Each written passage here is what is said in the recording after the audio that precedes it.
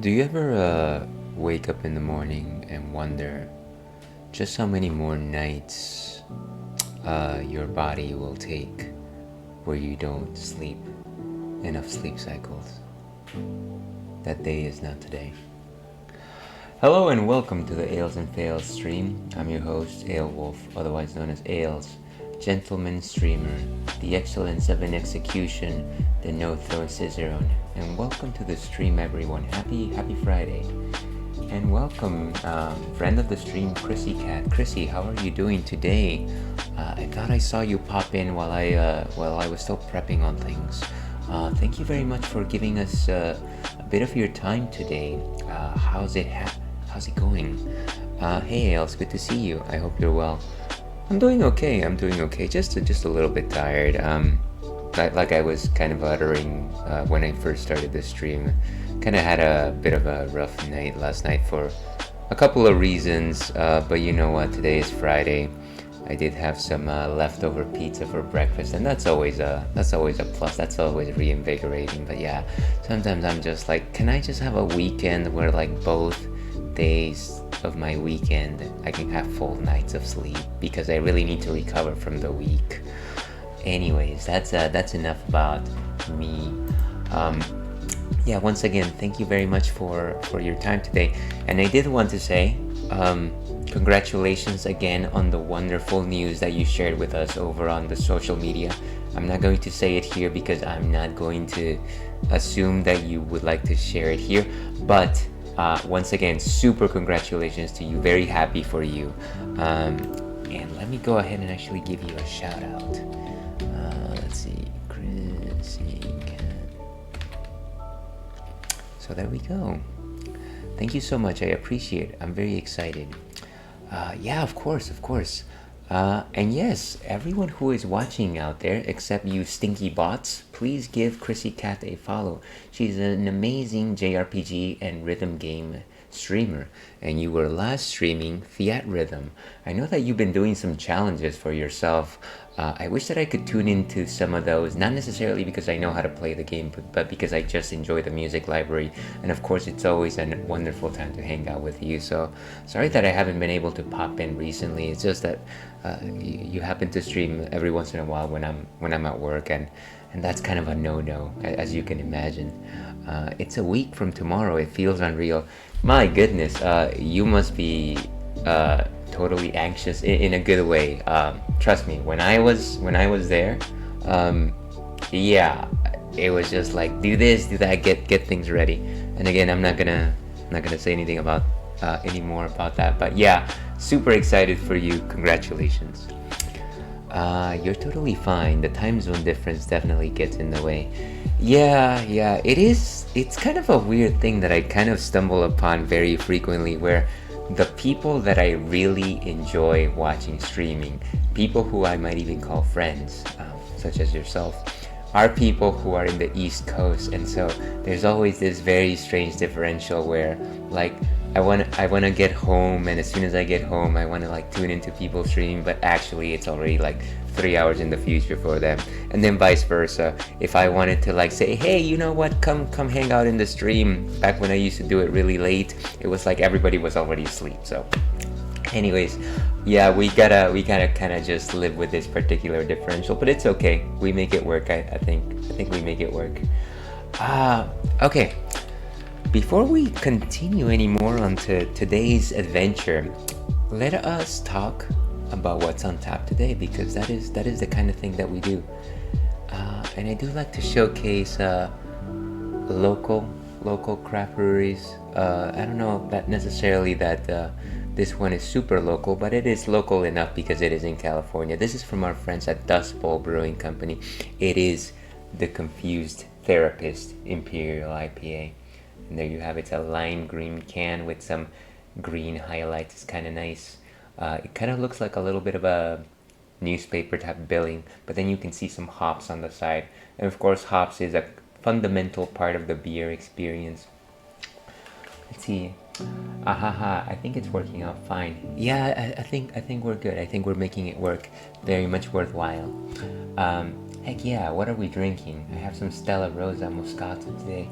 I love Moscato, to be honest with you. It's kind of funny because my partner actually doesn't care for Moscato in the least, and that is because she's not really into the slightly sweeter wines. She likes them dry. But I'm kind of like what's it called? An enthusiast of mostly all varietals. So Moscato is definitely part of my wheelhouse.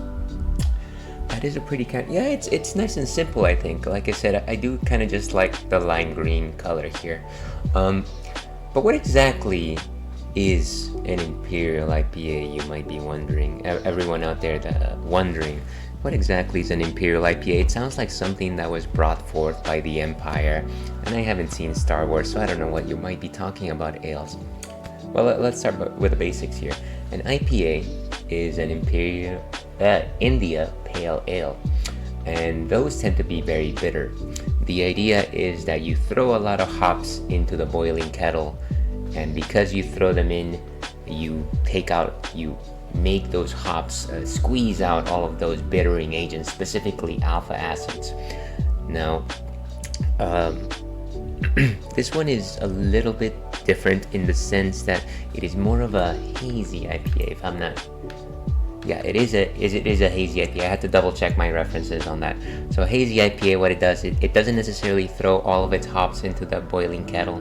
What it actually does is that it uses some of those hops, the power of those hops, and puts them into the fermentation tank.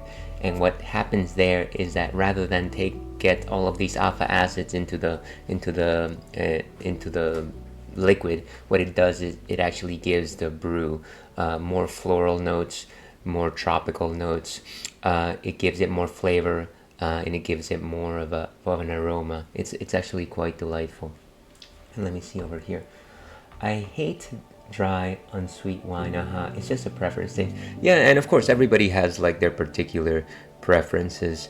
I myself, if I were to pinpoint a particular place where I like my wines, I'd like the sweeter types, but they have to be, not only do they have to be sweet, but they also have to be jammy, you know, kind of like a Zinfandel, I want to say, or maybe like a what's the other one that I'm thinking? A Primitivo. Those are really jammy. They kind of just like fruit bombs in your mouth, and it's just a confluence of like fruit jamminess as well as the sweetness, and it just makes for like this perfect dessert type wine. I also do love my port wines, by the way.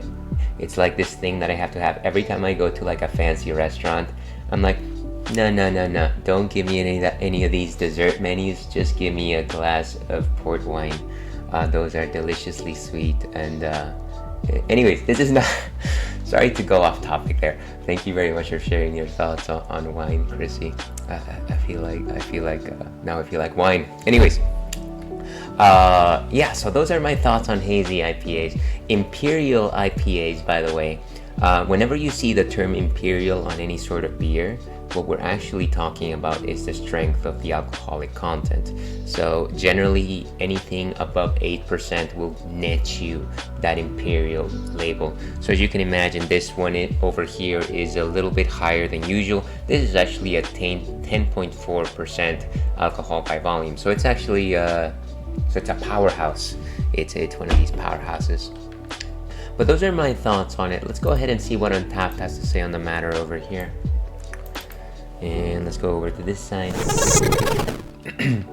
Okay. So Confused Therapist by Dust Bowl Brewing Company. We applied the hazy beer processes to Therapist and added Vermont ale yeast for a Therapist with more pineapple and tropical notes and even bigger aroma than the original.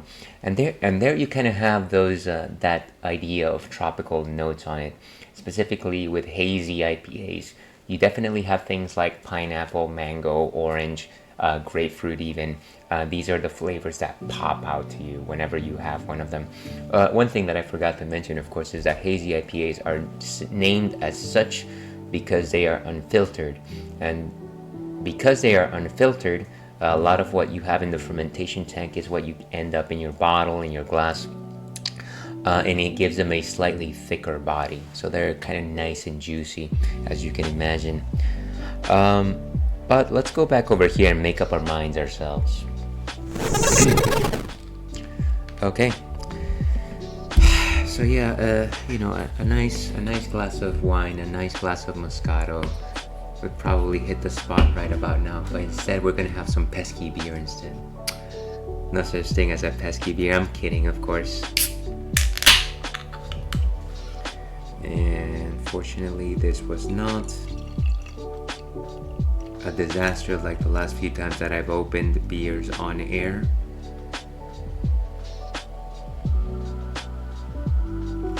And voila, this is as much as we pour. Today we're being fancy simply because we're starting a new game. This is our mellifluous tulip glass from Brasserie de Chouf, which is a Belgian brewery. It's a lovely shape, I think.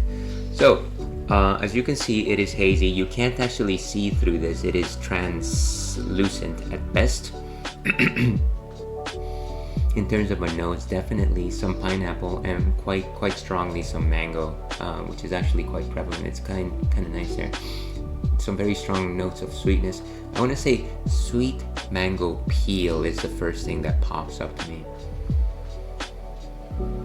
Maybe some slight creaminess there, some very faint herbal notes.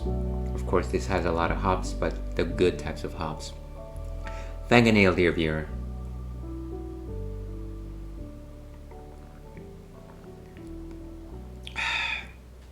Wow, this is delicious. It is toothsome. It is a 2.5 out of 5 in terms of body composition. The first thing that hits you, of course, is the sweetness. Not only does it have strong notes of mango nose, but it also has very strong flavor of mango itself, of course.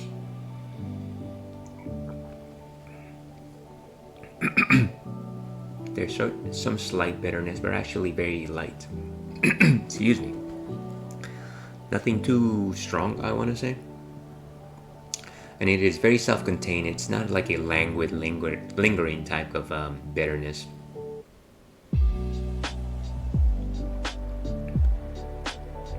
I want to say that pineapple is secondary to the mango there. There's some very fresh pineapple there, like a young pineapple. Not necessarily the sweet type. I want to say that the sweet notes are contained within the mango notes themselves.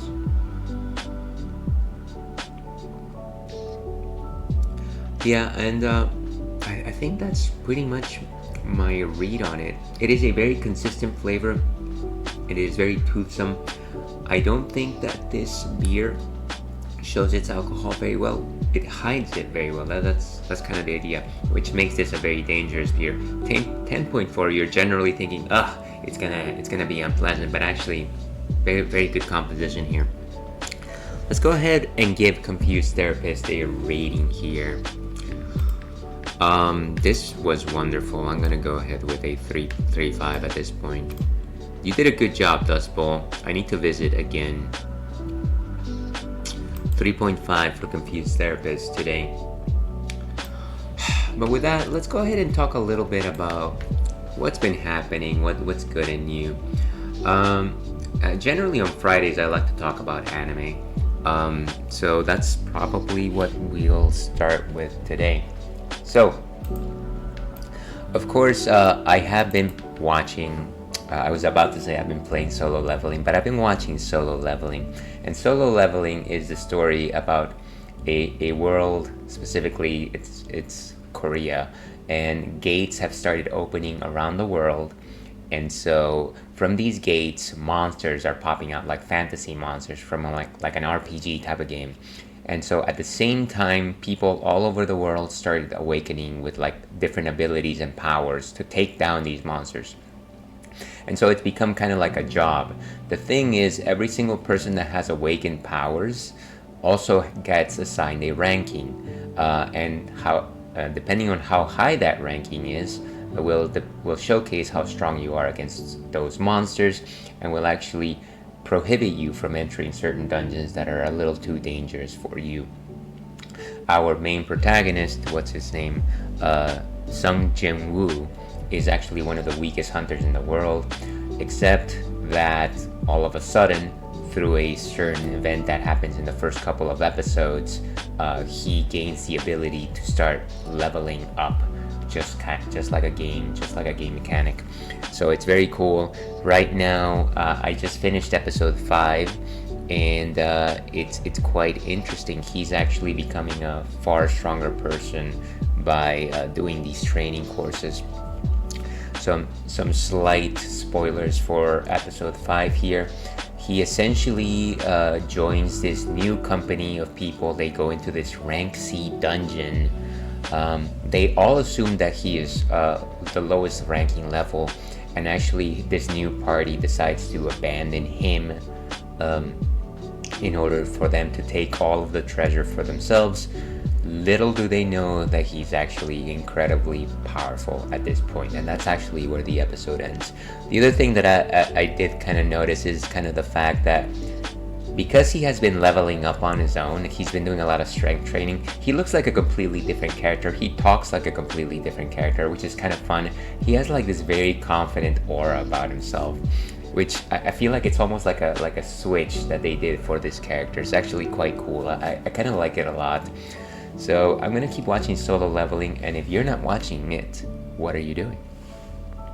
I'm probably watching other better things, but what are you doing? Okay, so that's Solo Leveling. One thing that I started watching very recently is Jujutsu Kaisen. Now, I know that I'm late to this thing. I know that I'm late to this bandwagon, and that's okay. We don't all have to start at the same time. So stop harassing me, you. Jujutsu Kaisen is, of course, the story about this kid. He's in high school, of course, and he is part of like this supernatural club. Apparently, this supernatural club has this like relic. It is actually the finger of a demon. This finger starts attracting other demons. They're called curses in the show. And so when this like real life curse hunter shows up to like try to get the relic, he gets ambushed by other curses. And so our protagonist, what's his name? Gosh, I am terrible at names here. Yuji Itadori. So he sees that he's getting into trouble, the curse hunter, and so he decides to help him. And the way that he does that is he actually just decides to eat the relic, eat the finger of the demon that they had been housing, which gives him extraordinary powers.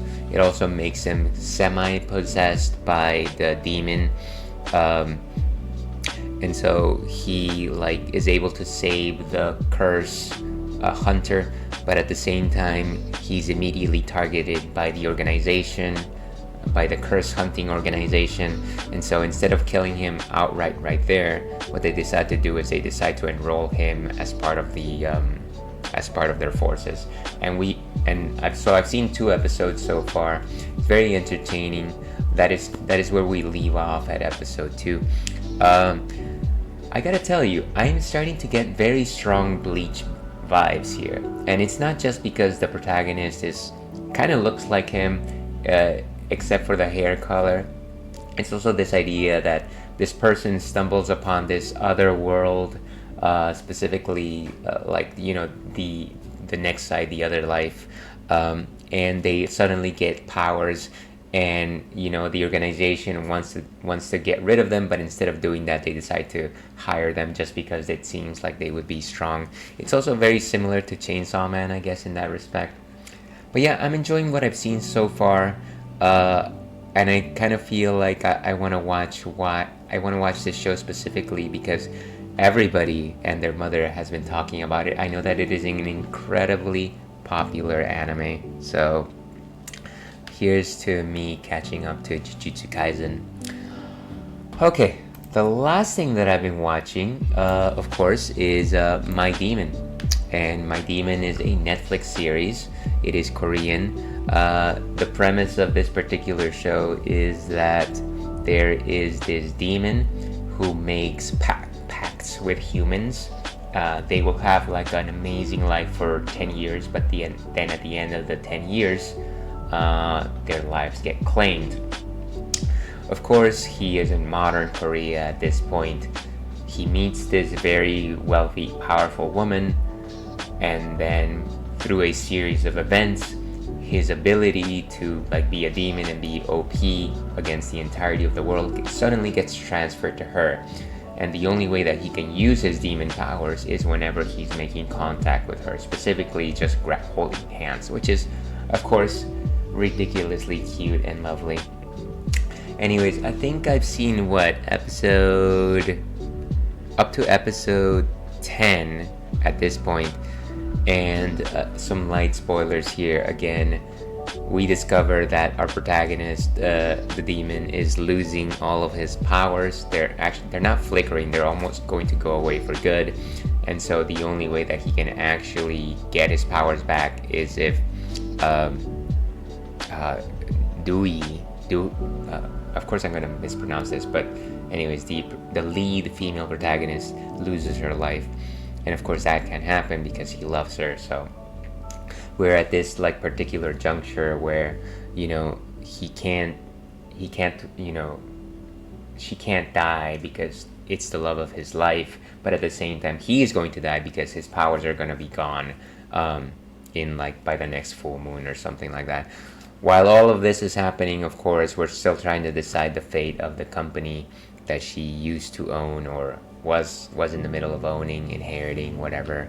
And of course, there's nefarious people trying to take that company for themselves. So, My Demon, it's very entertaining. If you love K-dramas, I highly recommend it. I really like the lead actress. What is her name? Clearly, I don't know anything. But anyways, the lead actress, she was also the lead actress in Backstreet Rookie, which is also an amazing Korean drama. I highly enjoy that one too. But anyways, that is what I've been watching recently.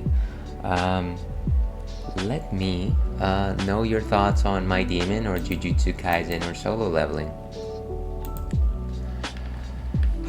Before we actually get into the game, let's go ahead and post a question of the night here. Today we are starting Baldur's Gate 3, and of course it is a game based on Dungeons and Dragons, and so my question of the night is, have you ever played Dungeons and Dragons? I have. I played Dungeons and Dragons 4th edition. I've never played 5th edition, and I believe that Baldur's Gate is based on 5th edition. So let me know if you've ever played Dungeons and Dragons. But that, as they say, is that. Let's go ahead and let's go to our game.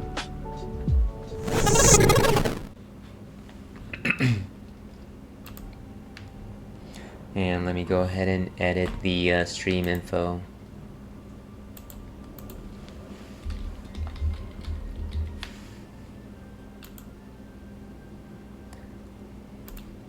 Okay, and here's hoping that updated. I think it updated.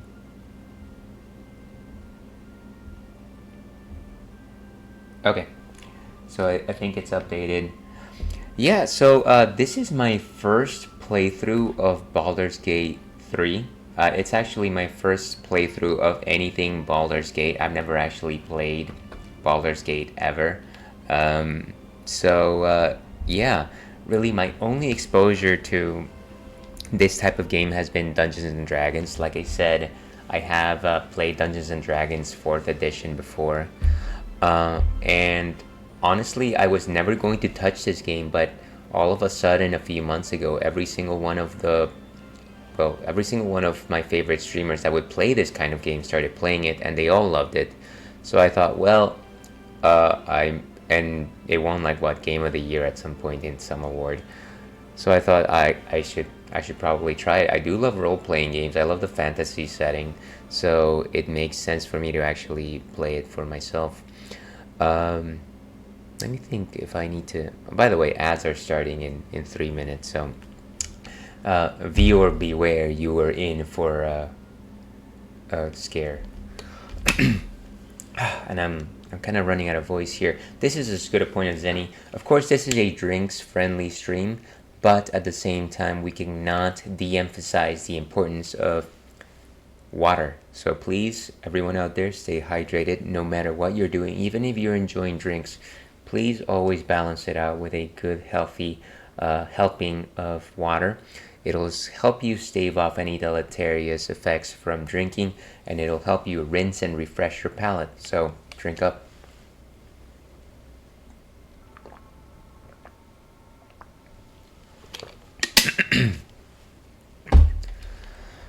But okay, and I am playing Baldur's Gate 3 on the PS5. It is actually one of the first games that I got on the console, and if my controller would just behave, we might actually be rolling here. So yeah, first playthrough, I did do a little bit of research because I wanted to know what kind of character I wanted to make.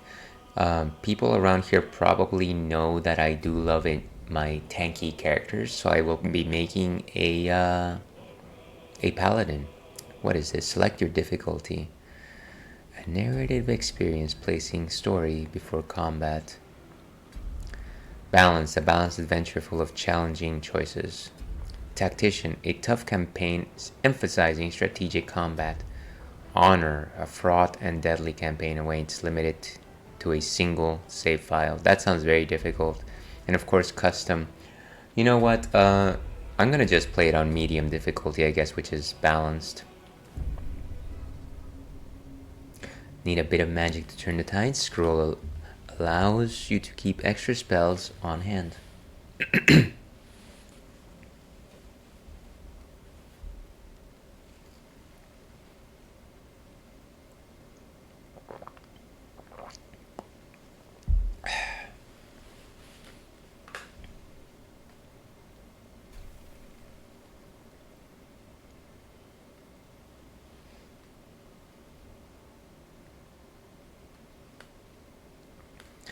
And what's happening here? And I believe that's a Get Yankee. Get Yankee. Sorry, Ailes. I've still got you up, but I've been lurking while playing Minecraft. I've played D&D since high school, and I really love it. Hey, no worries. I appreciate you lurking. Don't worry about having to interact, and certainly never feel like you have to.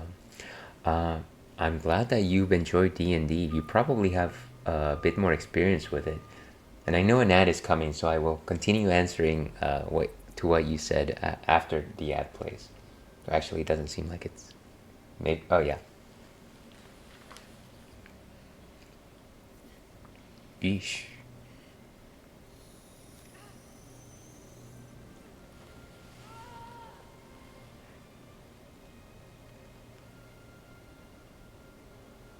That's that is no good.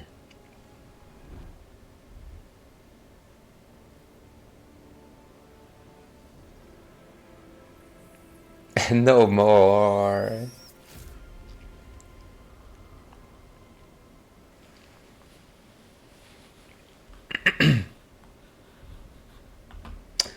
Enable tutorials.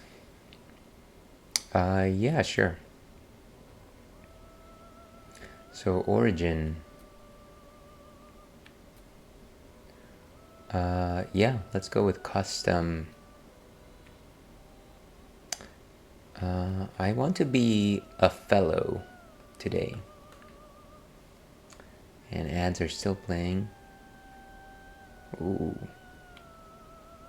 Small, big, bigger, biggest. Let's go with the biggest body type. Okay, so it looks like the ad break has ended. So just to respond to the last point there, I'm sure that you probably play D&D more than I have. I played it for a couple of years with some friends of mine. Um, we were like a party of 5. And like I said, I played 4th edition mostly. And my favorite classes, really the only classes that I played were Paladin, excuse me, Paladin and a Cleric. Yeah, those were my favorite. Always the holy powers. So yeah, thank you for sharing that. D&D is really a fun game, and I really wish that there was a group of people that I could play with again. I doubt that I'd have enough time for it. Even if you have like the will to do it, I feel like these days I can't take up any more hobbies. It's kind of crazy. Okay, so let's go with race. And I have already decided. I know that the best there's some really good paladin races out there, like gnome. I think like gold dwarves are supposed to be the best for paladins. And then there's half elves, and some types of tieflings are also good. But you know what? I'm going to do a least popular. We're gonna go with a dragonborn, because I like dragonborn. I don't know. And back when I was playing Dungeons and Dragons with my party of friends, I want to say 10 years ago, at this point, my first character was my first character was a dragonborn paladin, and I know that that is suboptimal. That is not like the ideal optimized setup, but I don't care. And welcome, Dorkmander. It's good to see you again. How are you doing today? Thank you very much for popping in. Let's do Dragonborn. Black Dragonborn. No. Blue. Brass Dragonborn. Lightning Breath. Look at that. So I guess each Dragonborn has a slightly different power. But you know what? For what we're trying to do, I think we're gonna go with a gold Dragonborn, just because we wanna be shiny. Silver Dragonborn also looks good though. I don't know. Has Frost Breath. Ak. I think there's also like white. Oh, that one's precious. That reminds me of Falcor from the Neverending Story.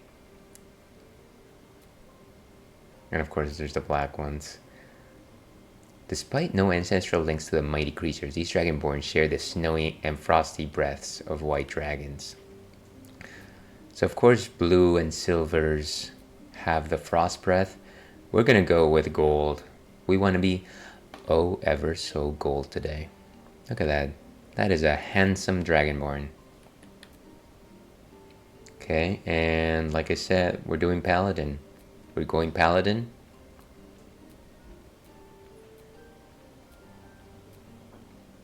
Voila. I just ate lunch. Now I get to watch the best part of Baldur's Gate. You mean the character creation? Hopefully you had a good lunch. Yeah, I meant to have a fruit bar before this, but I completely forgot about it. I hope that you find this enjoyable. I kind of have an idea of what I want to do, but we'll see. We'll see where the character creator takes us. So you acquire the following: Lay on Hands, Divine Sense, and Channel Oath. Yeah, I like this guy. Look at that. That is handsome. Okay, Oath of the Ancients. And I was reading about this. So Oath of the Ancients is supposed to give you the ability to heal everybody, if I recall correctly. And then you get Oath of Ancient Tenets. Kindle the light through the acts of kindness and kindle the light of hope in the bleakest hollows of despair. And then I know that, what is it? Oath of Devotion is more about like holy damage. It's like a shock-it-in of sorts. Wait. And then the Oath of Vengeance allows you to be more focused on damage, I think. So yeah, I'm not a vengeful person or a devoted person. We're gonna go. I am an ancient person though, so we're gonna go with Oath of the Ancients. You know what? Because we love to heal our friends. Now background: a charlatan. Oh, I don't think I read about this. So I'm not a charlatan. Well, you have spent your life in service to a temple, learning sacred rites and providing art sacrifices. This one could be good, I guess. No to charlatan. Criminal, I would never. Entertainer, maybe in a previous life, but not today. A folk hero, you're a champion of the common people, challenging tyrants and monsters to protect the helpless. Saving innocents is imminent danger will make your legend grow. I guess I like the sound of that, but I'm not so sure. Guild Artisan. So, your skill in a particular craft has earned you membership in a mercantile guild. That kind of sounds boring. A noble. You were raised in a family among the social elite, accustomed to power and privilege, accumulating renown, power. And see, I kind of like that actually. Let's keep noble in our pockets. In our pockets. Let's see. A criminal paladin is something I'd like to see. Yeah, how would you pull that off, right? You would be like, you know what? I am defending the tenets of goodness, and I'm stealing from the rich and giving to the poor, sort of thing, maybe. Okay, Outlander. You grew up in the wilds, learning to survive far from the comforts. Sage, curious and well-read, with an unending thirst for knowledge. Learning about rare lore of the world will inspire you. A soldier. Gives you some athletics and intimidation as well. And an urchin. After surviving a poor and bleak childhood, you know how to make the most out of very little, using your street smarts bolsters. You know what? We're gonna go with noble. I want to be a noble. Just the most prim and proper of dragonborn paladins out there. So let's do that. So abilities. I'm hoping that it's saving everything that I've done so far. Yeah, I think it is. It is. So abilities. So let's see. Every 2 points above 10 in an ability will provide a +1 bonus to related rolls. Select 2 abilities to get an additional bonus. So I believe the guides that I was following said to give 16 to strength and charisma, because that's kind of what you need for a paladin. And a 14 to constitution, was it? Oh, ability points assigned. We probably don't need intelligence, right? -1 to intelligence checks. What I guess I was like 16, 16, and 14. Everything else is kind of meh. Let me see. Let me just double check what the guide recommended. Ability point Paladin 16, 17, 8 intelligence, 14 to 10 dexterity, 10 wisdom. Okay, so maybe let's be a little less dexterous.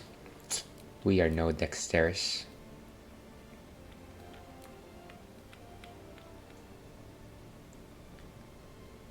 Okay, so really we don't have that much intelligence, unfortunately. But we are a little bit wise. And yeah, clearly our bonus points are in strength and charisma. And let's leave strength and charisma right there where they belong. Okay, so I think that's probably it, right? What's next? Skills. Yeah, so that stays there. So, skill proficiency, you may customize your skill proficiency in the list below. If you're proficient in a skill, you add a bonus to these checks, making you... Okay, so...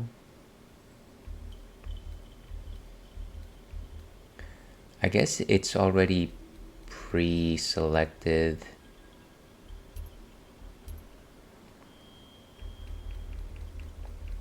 I thought it was pre-selected. Insight.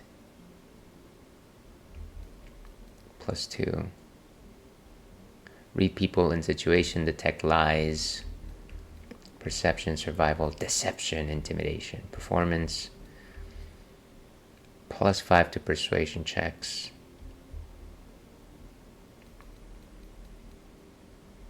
I wonder what's a good... I actually didn't read anything about this, but let me see what's the most recommended, or at least what's recommended. Insight and persuasion. I don't disagree with that. I do like persuasion.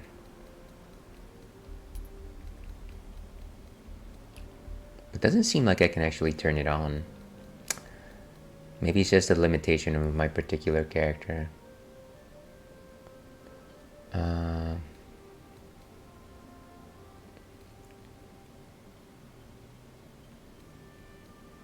+3.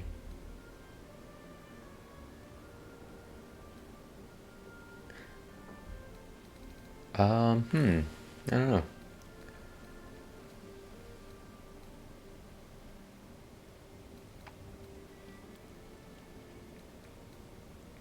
It's kind of interesting that some of them are highlighted and some of them are not. We'll just go with our hearts.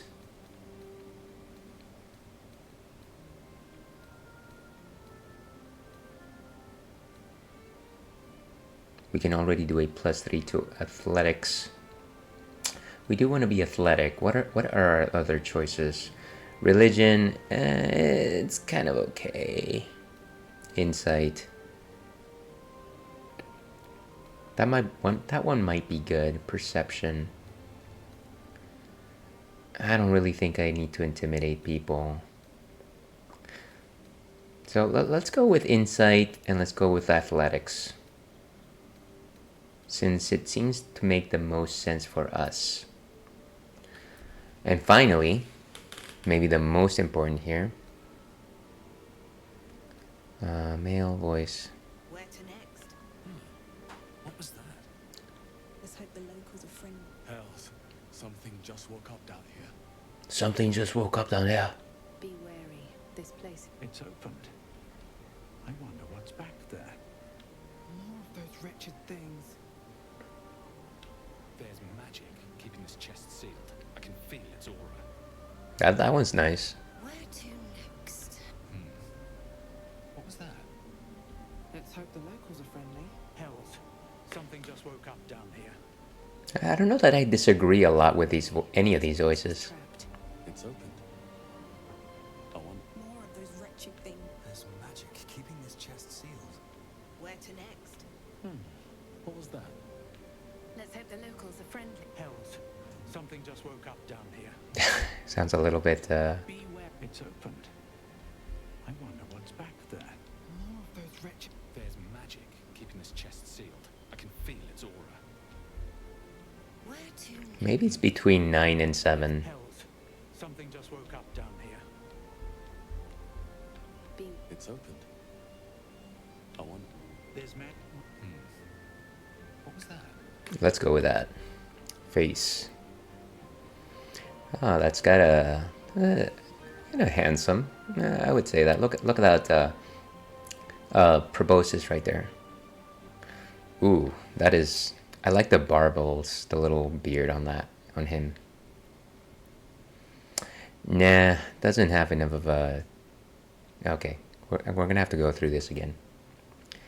So yeah, I'm liking him right there. Look at that beautiful beard. Not enough of a beard. Too wholesome. Kind of young and untested. I don't know. This might be a solid face though. It's between this one and the one with a lot of beard, but not that one. Okay. Decisions. Is this? I knew this was gonna be difficult. Why am I doing this on stream? Okay. Let's see. Well, yeah, he looks good, but all right. It's gotta be either this guy. Well, let's look at the top of the head first, I guess. There's different ways to actually. Ooh, look, those are beautiful horns. I like that. It's kind of like a slight wave. It's like a. I don't know. I like that. Closing claws. Goblet handles. No, that's too much like a jug. Quill too edgy. Because it's the best part of Baldur's Gate. Yeah, I guess that's you're probably right. It is very stimulating. It certainly like makes you think about the character that you're going to embody as you're creating them. So obviously it takes a while, but yeah, I kind of just find myself at a juncture where I don't want to make a final decision. Here's me wondering if you can change any of this later. Not that I need to, but you know. Too much going on here. I don't know. Ooh, too clean shaven. That is very regal. Look at those ears. Wow, that is a whole helmet right there. Yeah, okay, I don't know about that. Spinous crown. Halberd blades. A bit too big for my taste.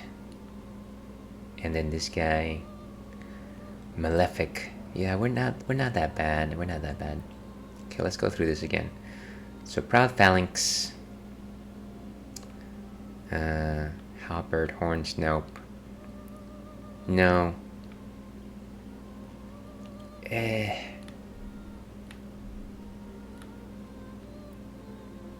This one might be cool. No. Too much. This seems pretty solid. I like the closing claws. Arcuate. Let's try closing claws and then let's see where everything else fits. Now here's me wondering if I change the phase now, will I? Or actually it changes whenever you do that, huh? Okay, let's do closing claws for right now. But what happens if I change the face over here to this guy and then choose the claws? That's kind of interesting. But I no longer like it as much. So let's go with this guy. But then, there we go. That is solid. Let's see, at this rate, I'll see you next week when you start your quest. Yeah, that's probably how this is gonna go, I guess. Happy to have you now or next time. Okay, chin. Now I really like a strong chin, just like a cake chin. Okay, so calcified. That's too much calcium. Dagger pommel. I don't. What's the difference there? I didn't actually. This is a little wider. This one is a little slimmer. This is a bit too big, I think. Look at that. You can actually, the profile actually tells a little bit. Chinticle. So you get some tentacles on your chin. Waltzing Fang. Stentorian. Now. Cliffjut. A jewel point. Stalactite, not a stalagmite. A pinnacle. That's kind of interesting. Apogee. And a hatchet spike. Okay, let's go through these again. See, that one's... I feel like that one makes it too big. Jewel point. That might be nice, actually, now that I think about it. If we zoom out. Yeah, that's kind of cool. Cliffjut. That actually just brings about symmetry to our face, and we do love our symmetry around here. Centaurian, I think not. Waltzing Fangs. This one gives it a bit of an edge. Look at that.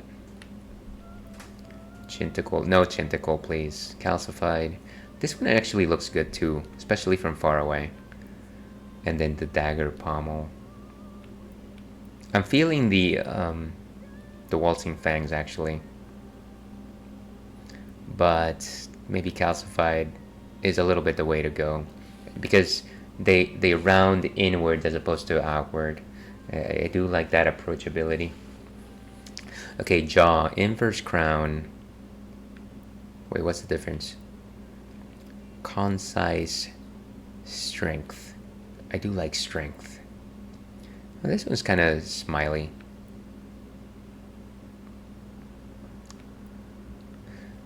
Nesto needles. Dragon glass. Oh, right. So it's kind of like this, kind of like the beard effect is what we're looking at here. I wasn't actually seeing it the first time around. Concise strength. An inverted crown.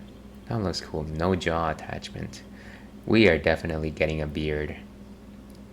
That one's kind of cool. Concise strength. Nest of needles. Too much going on there. I don't like these shark fins. No. That one's neat, but not for the character that I'm making here. Porcupine chops, don't like them either. Jaws of Ruin and the Somber Calamity. Royal Plateau. I think the first few styles were actually the winners here before. So Nesto Needles maybe. Concise Strength. Yeah. Inverse Crown. Let's go with a Concise Strength. That is a solid face right there. Tail style. There's no tail here. Where's my tail? Oh, okay. Oh, that one's pretty cool. Now the question is, do I want the bobtail or no tail? This one is a little too slim for mine. That one's pretty cool. And this one's a little too... It's thick, but it's not as dangerous as this one. But do I want to portend the danger? Let's see. Let me take another look from here. So it's either between tail B and tail C. Let's go with C. I do kind of just like the level of thickness on this particular tail. Skin color, of course, we've got a gold. No, that's too wane. Gold too. See, the closer to the face might actually... I love how bright this gold is. No, that's a little crazy. Ooh, look at this. Purple highlights. And this one has like a slight fuchsia to it. What about this one? It's like a little bit more like yellowish, but some black highlights there. Some bluish highlights. Too deserty. There's some bluish there.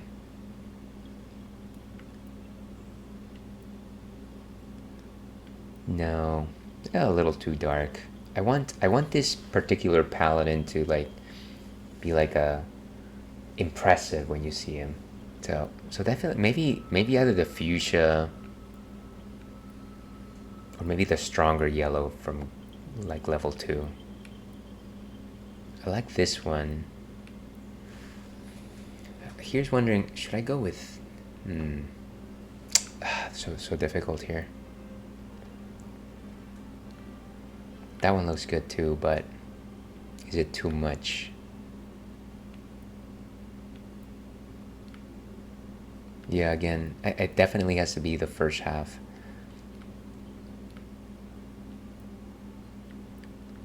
It's either 3 or 5.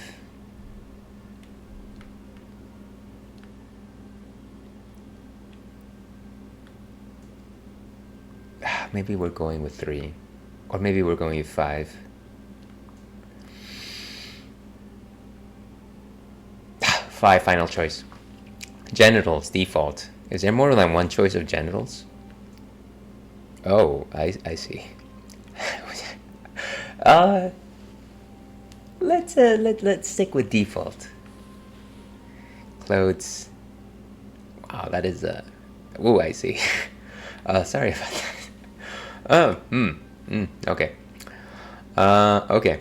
So, flame. The eye. This is the eye color, of course. I did think that the blue was actually pretty enjoyable, but the question is, should I change it? What goes well with a gold?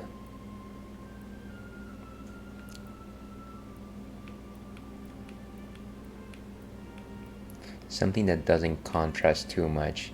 I'm wondering if I should just try to match with the purple on my skin. Is there anything close to that?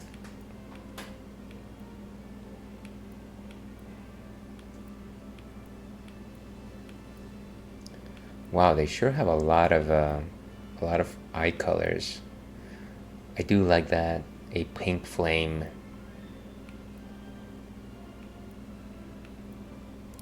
But they also have a purple flame as well.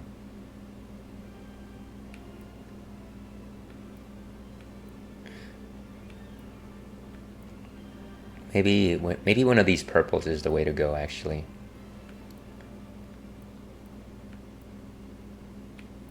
Yeah, let's go with a purple. Purple 1 is pretty solid for a choice. 2 is more naturalistic. And maybe 4 is where we settle, just because of our skin color. I think the gold and purple looks cool. Yeah, I agree. I didn't think that I was going to like it. I've never thought about a gold and purple combination, in my daily wardrobe. Because, of course, I own a lot of gold in my wardrobe. But maybe the gold and purple actually it gives it just that bit of an edge over just basic gold. So maybe let's go with that. Yeah, thank you very much for commenting on that. Okay, heterochromia. No, I think our eye colors are fine. Piercings. Honestly, I don't really need piercings. I don't think that I've ever... Midnight tears. Sorry, here's me looking where the piercings are, just because I'm not very familiar with where piercings go. Bavaria fangs. The Minotaur ring. Easy breezy. Yeah, you know what? We're gonna stick with like no piercings today. Any eye makeup? Ooh, look at that. Some slight accent there. Do I? Alright, I can't even tell what the makeup is there. That one kind of looks neat. It gives it a bit of depth, but maybe I don't need that. Yeah, eye makeup might just be a bit too much for this particular character. Yeah, I don't think we need it. Not today. Not for this character anyways. Tint intensity. What are we looking at here?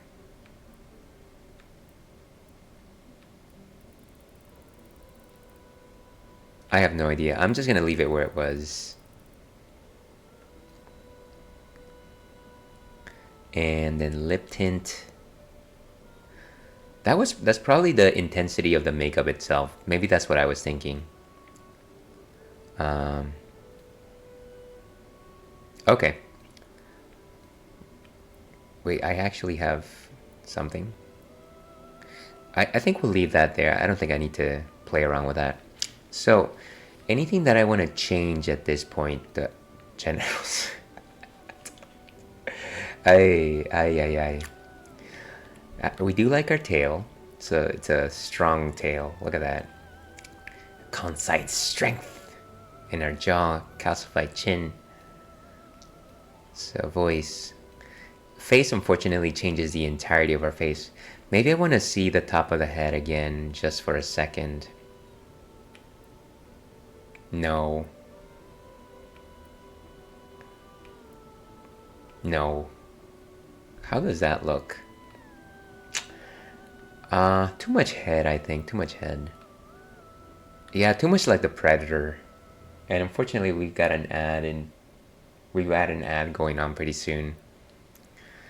Too much happening. Yeah, no. Proud phalanx. Very proud, but no. And malefic. Definitely not malefic. It's gotta be closing claws. In terms of the chin. Alright, I think we settled on this one pretty well. And the jaw. Yeah, concise strength is definitely where we want it to be. Okay, I think we made our choice. I think we're good. That is one handsome dragonborn. I like it. I think this is good.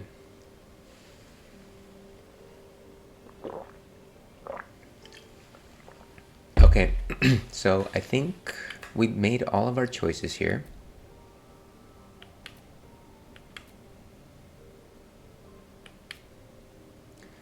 Noble. I'm wondering if I should choose charisma. No, I'm double guessing myself. Should the +1? Let's leave it as is. Subclass of yes. Gold Dragonborn. Yeah. Okay, so let's review. Enter the character name. So, can I actually rename the character?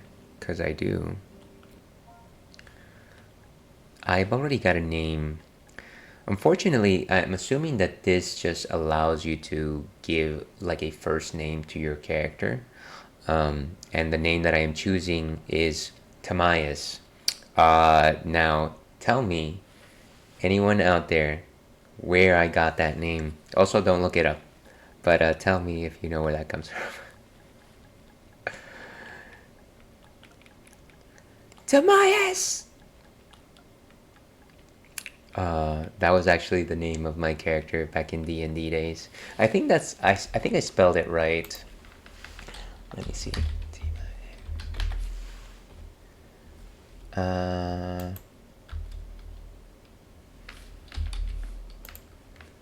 Yes, it is spelled correct.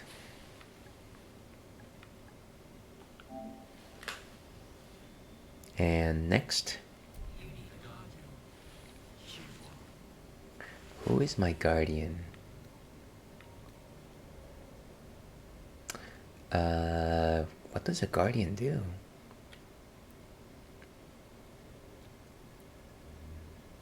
Body type.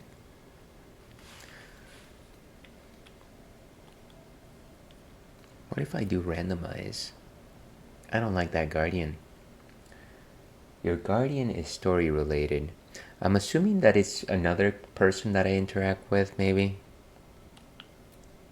Doesn't matter. This guardian might be cool.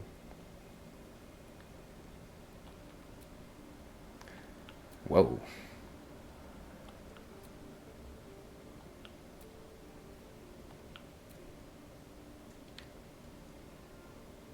Blue lady. It looks kind of cool, I guess. Maybe let's go with them. I don't think I really need to worry too much about this. Let's venture forth.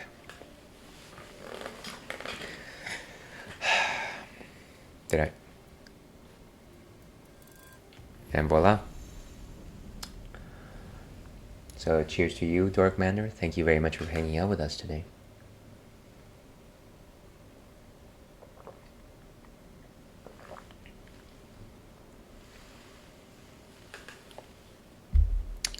Imagine that, it actually took me longer than the entire game session to actually do this. If that ain't the first.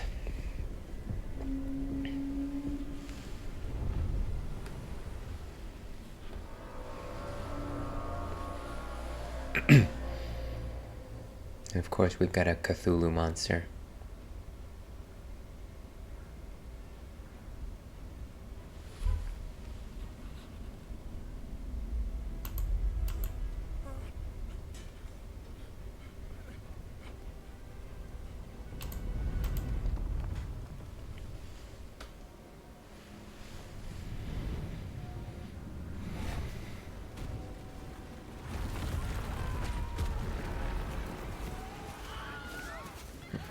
And like Sonic says, that is no good.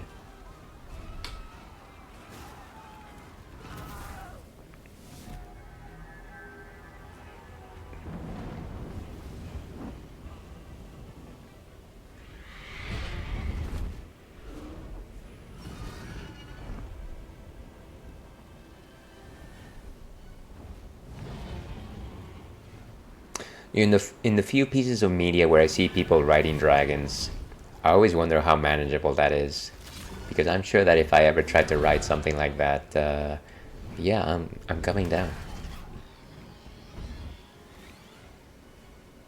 I can barely hold myself on a slow walking horse, so a flying dragon might be a bit much.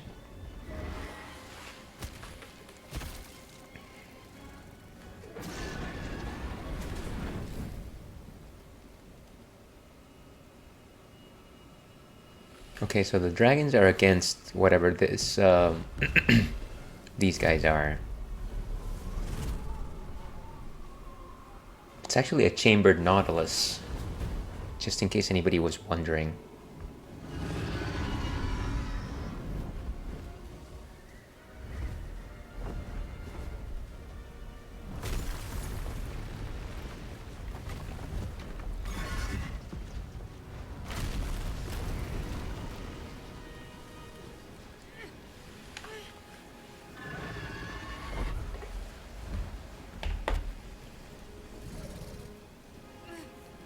We gotta save this Gith Yankee, I suppose.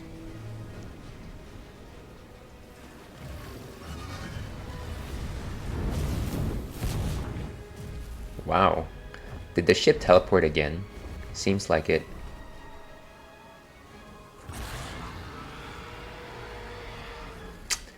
That dragon is upset.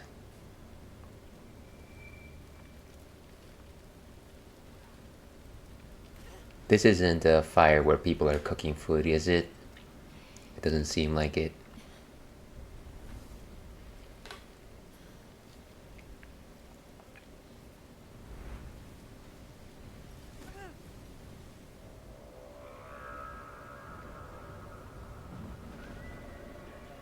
Oh gosh, where we just entered the 3 in Baldur's Gate 3. Random distinction I learned a while back, but do you know the difference between a dragon and a wyvern? Uh, honestly, no. I've heard of I heard them used interchangeably in media before. I think at least from World of Warcraft, like wyvern was supposed to be like a dragon, uh, an offshoot of a dragon that was like more of like a smaller type of dragon sort of thing. But then I might be thinking of either like drakes, worms, and wyverns, that they're all supposed to be slightly different than what a dragon is. If you don't mind telling us, what exactly is the difference between a dragon and a wyvern?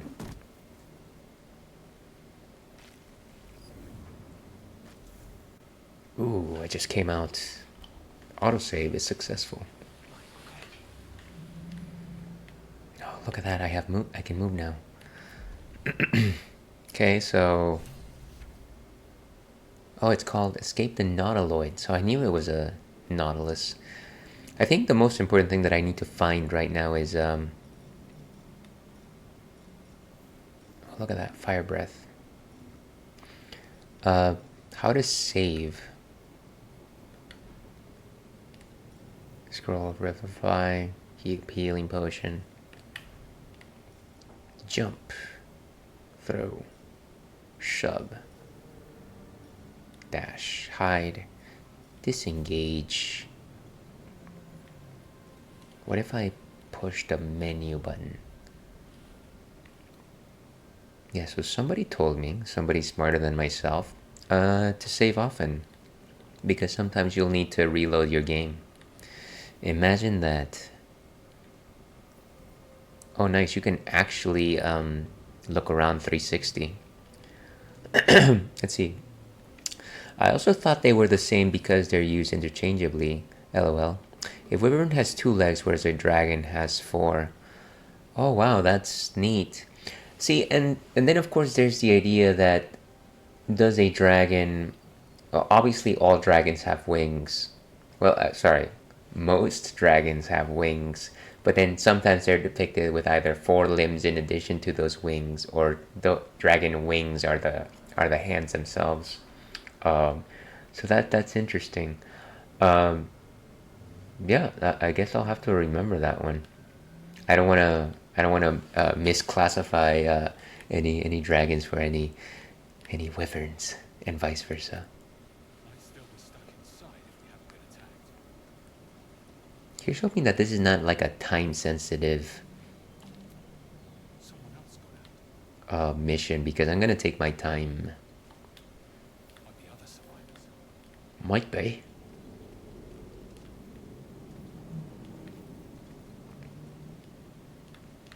Oh, what is this?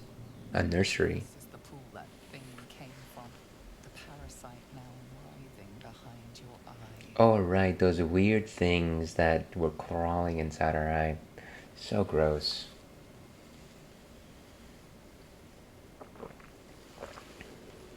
So, reach toward the pool, investigate the pool, or leave. I'm an investigator by nature, by craft, and so I must investigate. Skill checks.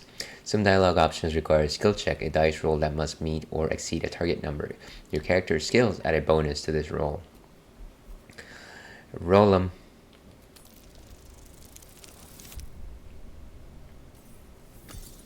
Oh man. Oh, I failed at investigating. It's nothing more than meets the eye. Definitely not a transformer. You know what? I didn't notice anything. I'm going to reach inside. I know that one of those things is going to probably crawl on my hand. But that's a risk I'm willing to take right now.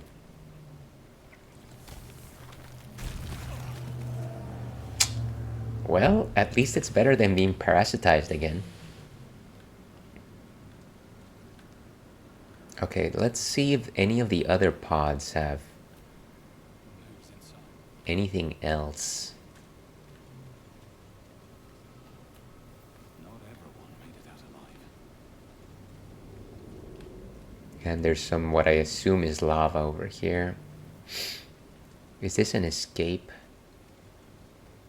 Sphincter. Oh dear. Restoration. I feel better. Do I also feel well fed? Because that's the real question here. Made it out. Okay, I think we've gone around the room. I will go out the sphincter later. Let me check the rest of this location. Cartilaginous chest, a potion of glorious vaulting. I wonder what that does. But let's take it. And some gold. Like Digmon used to say, Gold Rush!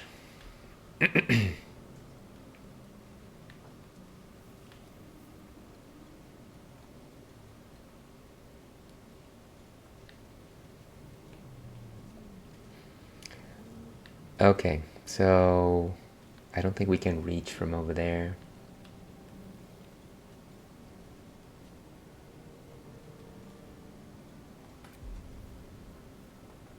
Can I actually just do certain actions here? Jump. What if I do this? Invalid target. So I can't like jump over here. Not enough space.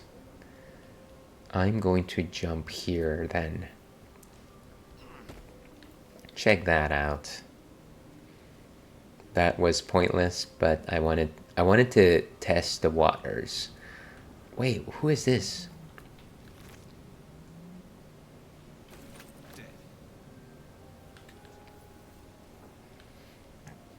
I feel like some of the things here on the map are probably hidden simply because I don't... Oh, what's happening? Oh, that's the camera.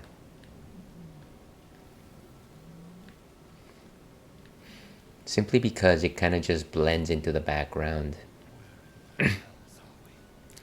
Well, we are definitely in hell. Oh, that was lava.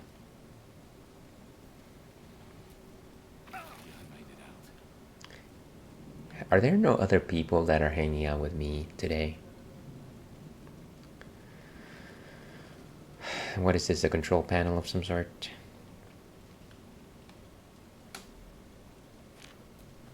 Rune slate. Okay, holding this tablet causes a flash of inscrutable images to appear before the eyes before vanishing, leaving a mild headache in their place. Sure, let's pick it up.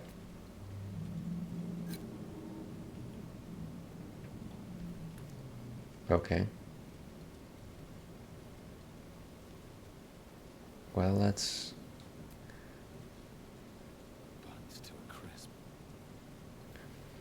I guess there's only one place to go here at this point, and that is to go into the Sphinxter. Oh wait, there was another chest. See, and that's the quandary here. I want to make sure that I don't leave any chests, so maybe give the room one last check before I move forward.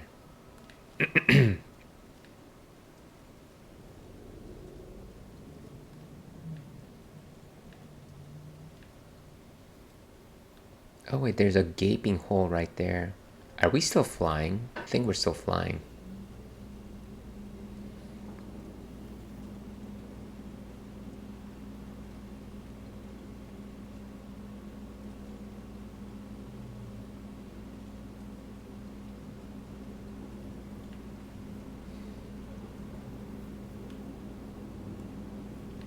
What is this? There was one more. Imagine that.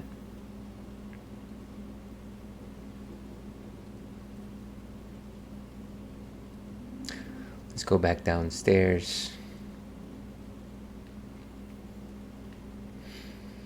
This is just like exploring the first area of that Super Mario 64 castle. Just like it.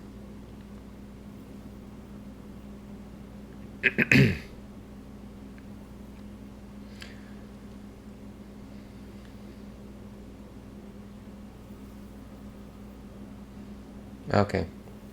Before we head out though, let's go ahead and recharge one more time. One more time, like Daft Punk once said. What is here? Oh ha, there was another way to go up. Okay, let's keep going. Enough exploring.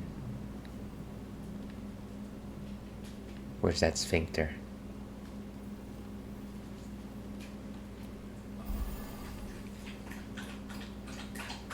What is this L2? Timaeus, level 1 Paladin. Reactions, opportunity attack.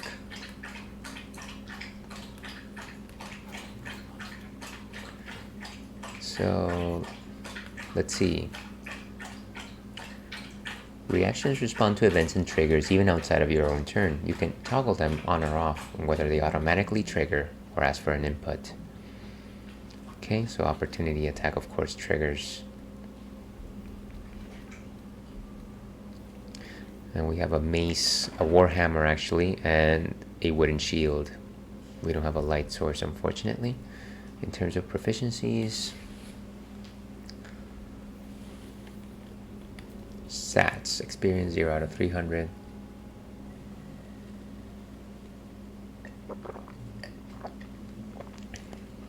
We have 2 meters of dark vision, and our tags are Baldurian, Dragonborn, Humanoid, and Oath of the Ancients.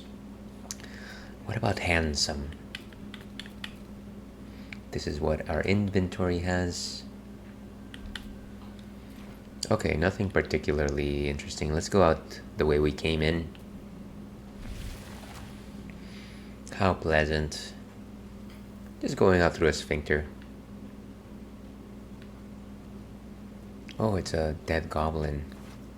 Let's go ahead and take whatever. We are champions of light, no doubt. A schematic of an autonoid flashes into your mind. Nerves, sinews, as much living being as shit.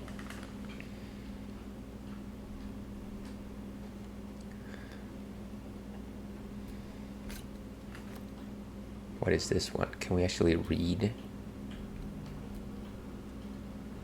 Holding this tablet causes a flash event. Can I just read it instead of a...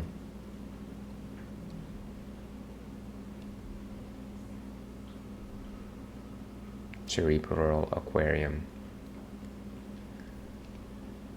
It's weird that I can't just like randomly read it. Brain jar. A humanoid brain, alive and in perfect condition, suspended in cerebrospinal fluid. So CSN. I don't want to attack it. Can I sit on this viscous chair? The game is saved.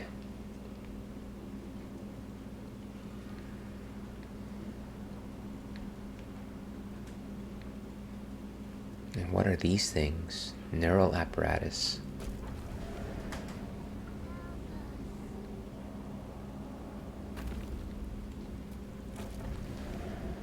So essentially it's some sort of elevator. Nice, it looks like I have a map. Here is a map. Where do you wish to go?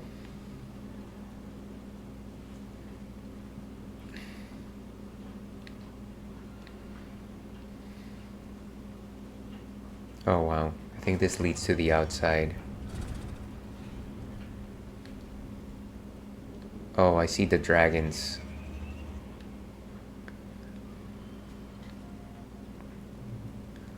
Can I save anybody though? I think that's what I really want to see. Eldritch tablet. Years of human history, elves, dwarves, humans, and more flash behind your eyes. I'm kind of surprised that a whole 1,000 years just flashes. That seems like a lot for a flash.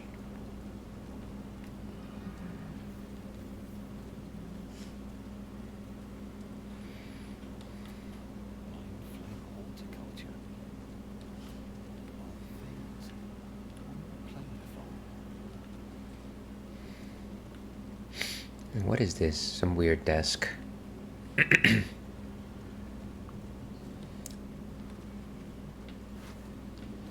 Right. Okay, and I think this leads us this straight to where we were. Let's go upstairs and then let's check the room from there.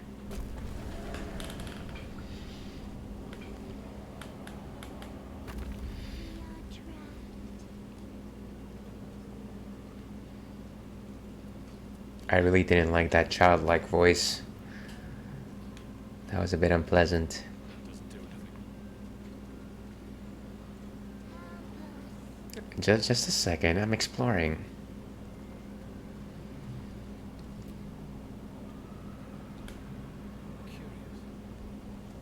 Are the brains actually talking to me? Is that what's happening? Under operation. Oh, jeez.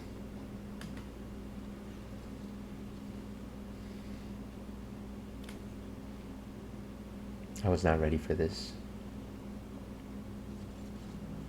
Yes, you've come to save us from this place. From this place, you'll free us. Psionics. The exposed brain. Oh gosh. In expectation. Please. Before they return. They return.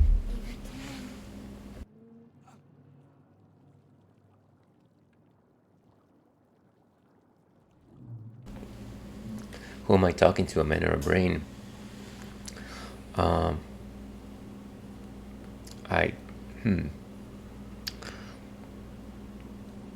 don't want to say that to them. Born new from this house. You know no creature like this. One that is more brain than person. Okay. That's so you sound afraid. The enemy. So many enemies.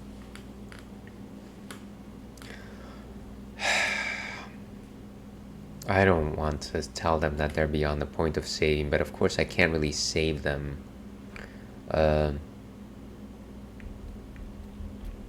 Let's let them be.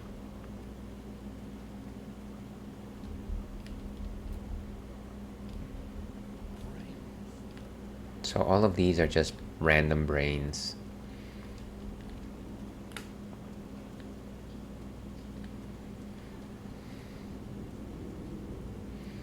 You know, I know that it is a common trope in sci-fi that brains eventually will leave the body, and then you kind of just, oh come on, and then at that point, you can in theory escape the limitations of the body, of the flesh. But my question is, I wonder if that sort of thing will actually ever happen. And then of course the immediate thought is, will you be able to just like upload your consciousness into like some sort of like a digital plane of existence? Because of course it has to be digital.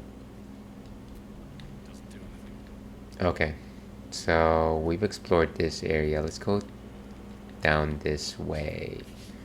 Not that way.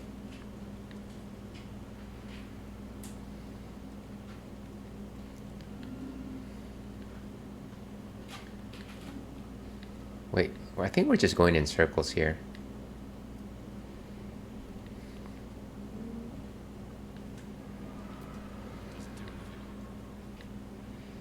Most of these don't seem to do anything.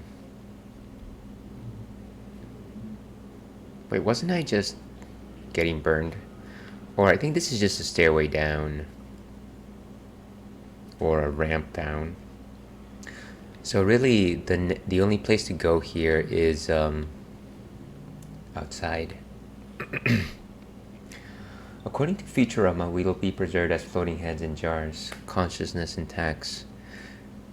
Yeah, that's probably one way that our future will unfold. The question is, will we be famous enough or memorable enough that somebody decides to put our heads in a jar, right?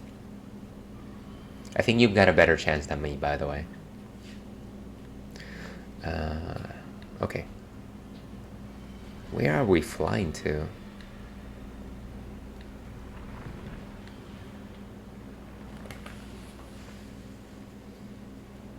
Seems like I have a staff of some sort, or like a broom at least.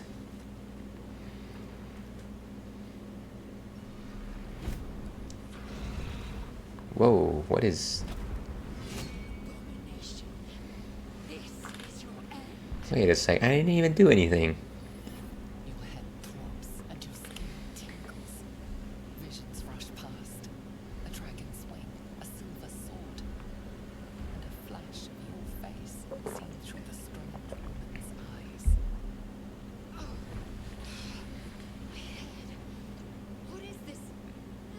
I think it's a headache. You are no thrall. Flagith blesses me this day. Together, we might survive. What made you think it was a thrall? Who are you? We need to figure out where we are. What do you suggest? Let's go ahead and say, who are you? Because we need introductions. We're proper that way. Who am I? Your only chance of survival. That's a little bit cheeky. Where are we? We can do nothing until we escape. That must be our priority. Okay. First, we exterminate the beast. Then we find the helm and take control of the ship. We will address the matter of a cure for this infection once we reach the material plane. Oh, right. We still have those parasites behind our eyes. Oof.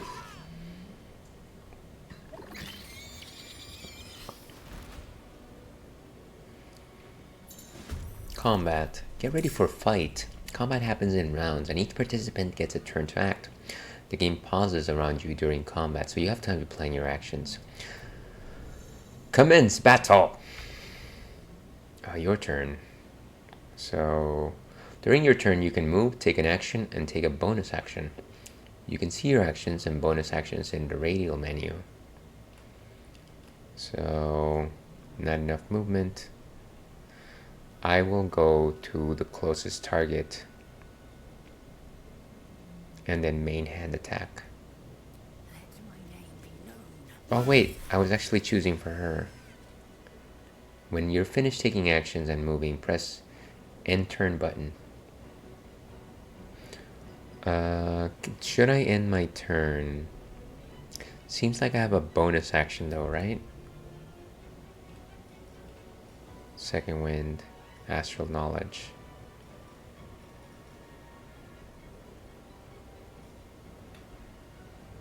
Her name is Laezel.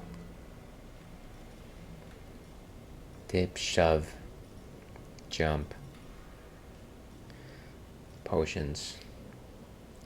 I guess we don't really need to. So much for peace.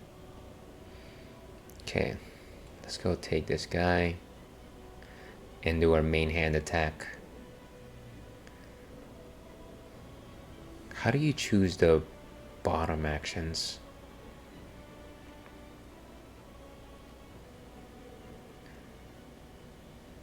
Well, let's go over here. Your enemy. Boom. Rock that imp. Okay. I think we simply end turn here.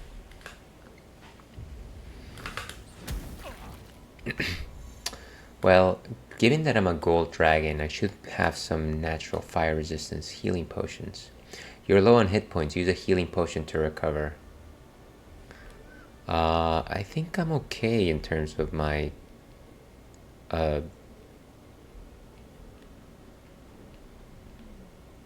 not enough movement. Let's go. How far can they move actually? My path be true. And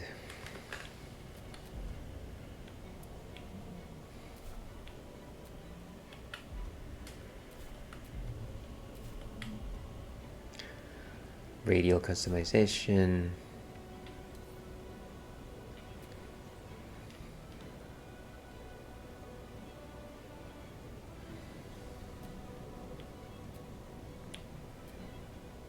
Oh, I see.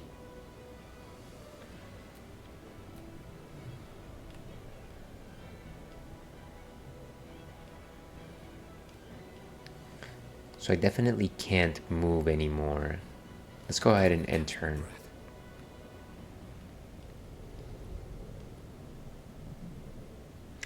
Blood follows me everywhere. Boom. Okay. You proved surprisingly adequate in battle. Well, I think I did okay. Some allies can join you on your adventure. You can control them on the same way as you, your own character.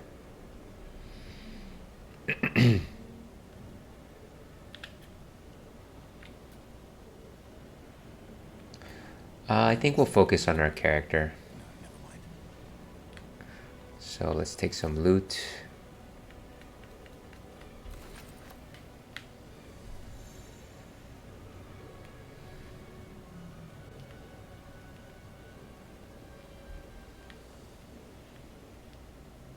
How can I choose to loot the one that... There we go. And I think there was a third one, yes. Now imagine that. Not now. We must go to the helm. But I just want to have a pleasant chat. Control over the ship. Or do you wish to die here? No. I do not wish to die. Okay, so that might be the helm of the ship, right? But before we do that, let's go and check these pods. Nothing but brains. Food for mind flayers, I suppose.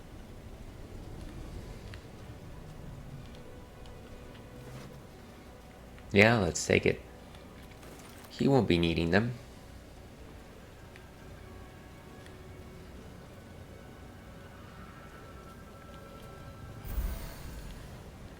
Nice.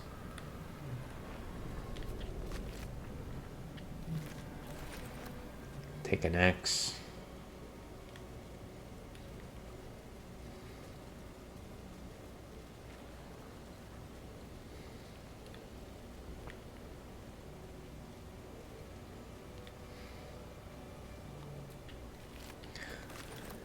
There's a mind flayer there.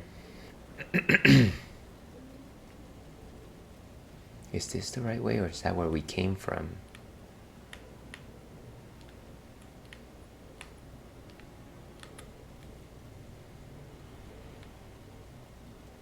No idea. I should probably look at my map more. Ship won't be able to take another dragon attack.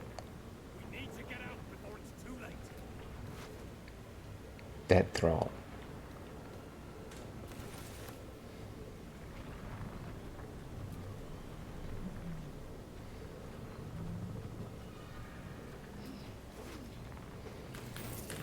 We're just looting all of these corpses. Oh, that was fire.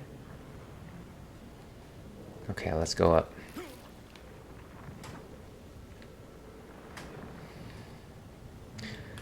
But actually, so the complete opposite way was where we came from, if I'm not mistaken. Oh, wait, did we check this guy? No, we didn't.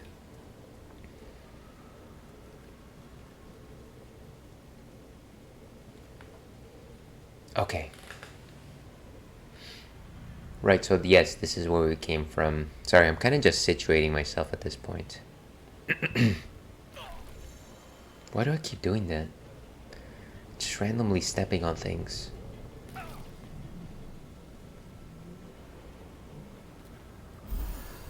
Cool.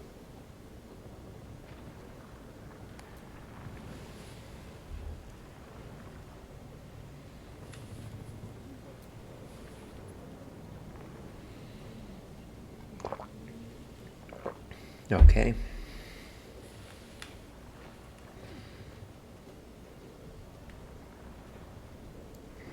Autosave successful. Another sphincter. Oh, sphincter.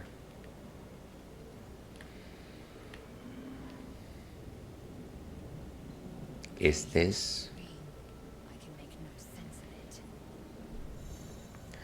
Take precise control over your character's movement and actions with a cursor. So I'm assuming these are the ship controls. Maybe let's explore before I do that.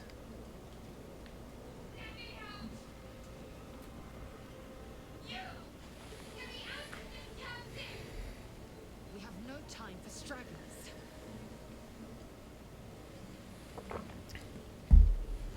We have to find them. We have to save them, I think. Construction is too alien. Nothing looks familiar. This ship is crashing. Aren't you a stranger? Try that contraption next to the pod. They did something to it when they sealed me in. Hurry! Please! Okay. Is it this thing? Not now. We must go to the helm. Yeah, I know. Control over the ship. Or do you wish to die here? Okay. Is it this thing? The console appears dormant. Let's just look for a switch. Mechanisms are completely unrecognizable at first. I certainly don't recognize them. You spy an empty socket. Okay. Let's hit it. Nothing. The console remains dormant. Okay. I guess we're not doing anything with. That socket was powerless thing. Well, let's look for something here. Light flickers in his eyes, but he seems totally unaware of his surroundings. Gosh, I'm sorry for that guy. Completely dazed and confused. I think that's where we came from. No, that's not where we came from.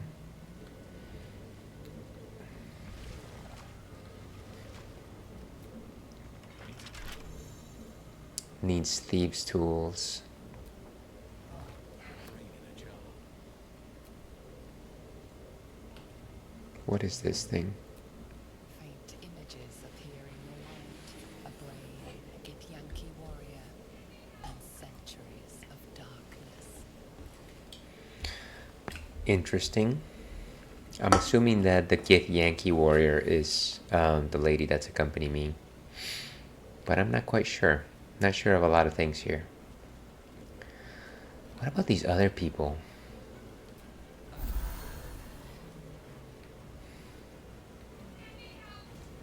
Yes, I know. I just don't know how to get the socket open.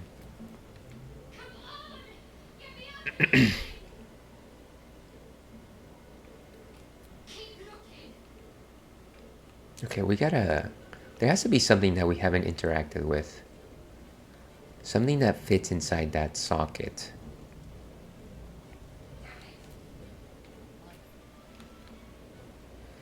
Maybe let's look at the other corpses. There's at least one more here. Man isn't dead, but he's Okay, so these things...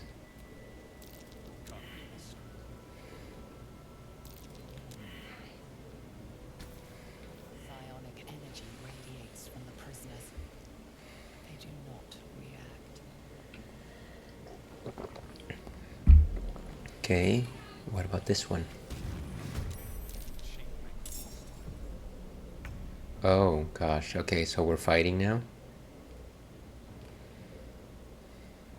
My name be known. Wow, that was quick.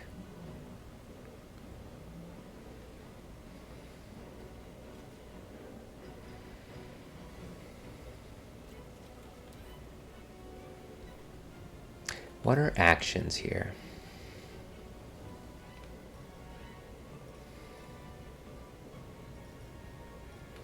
How do we know if any of these bonus actions are like bonus actions? I wish the game would tell us that. Potion. I guess I will know once I need them. Light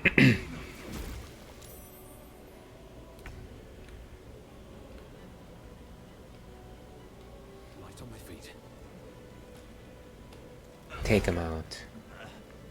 Kick his butt, Seabass.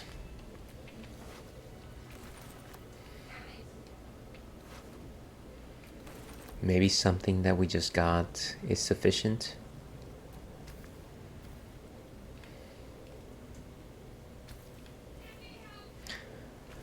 Let's see if anything we picked up might be good enough.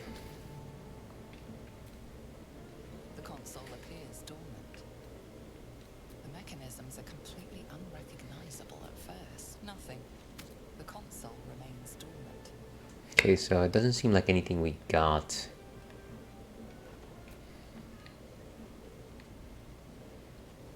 What is this? Burnished necklace. And there's something locked there. Faint images appear in your mind. A brain, a Gideon. Brains, of course. I have no idea how to get her out. Huh. And it's not this weird purple thing, of course.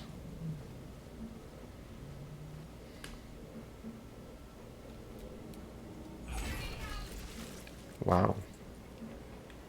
Was there anything in there? Ooh, what is this? Some gold and some malachite.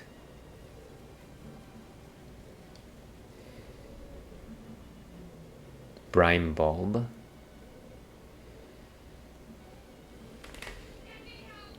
Sure, let's attack it. Doesn't seem like you can.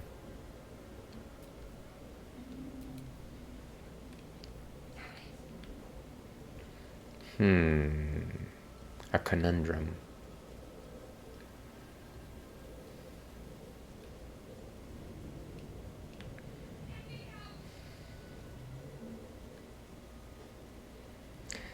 Really, the only thing that we can potentially do is try to open that lock, but I don't know if it'll actually let us do it.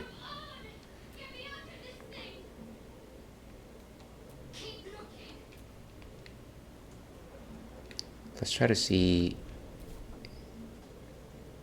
if we can actually give it a shot.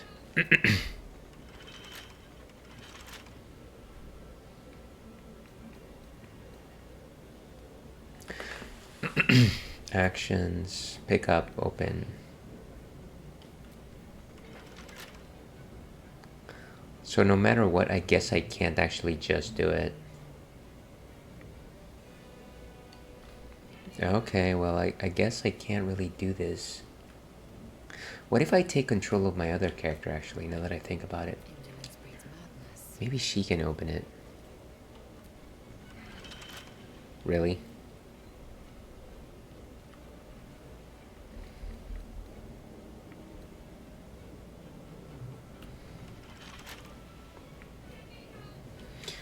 Okay, you know what? I'm gonna get one more look-see, but then I give up. I really don't know if there's anything else that we can do here. I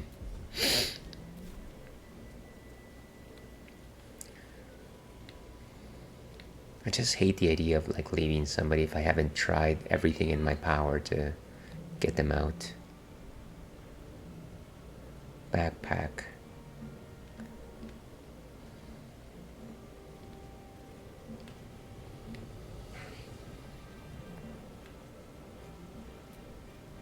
Not now. We must go to the helm.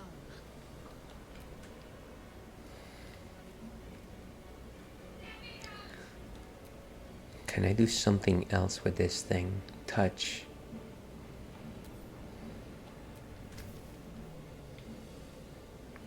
The console appears dormant. What if I just hit it from the get-go? Nothing. The console remains dormant. Can I use an item on it? The mechanisms are completely unrecognizable at first. Can I just use something?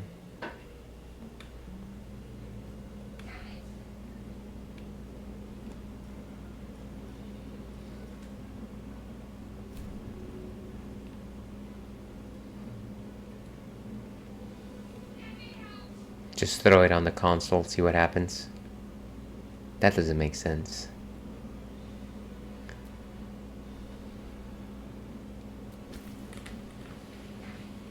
Okay, I think we've done this enough.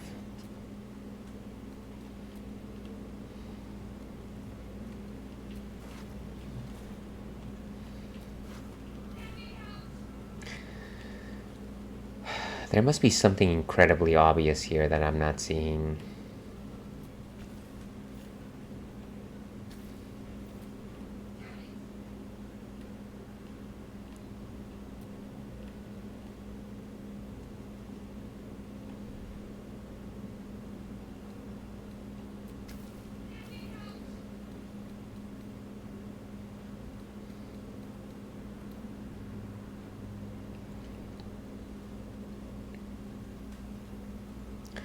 Alright, well, I officially give up.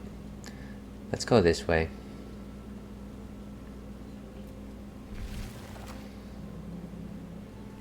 I tried.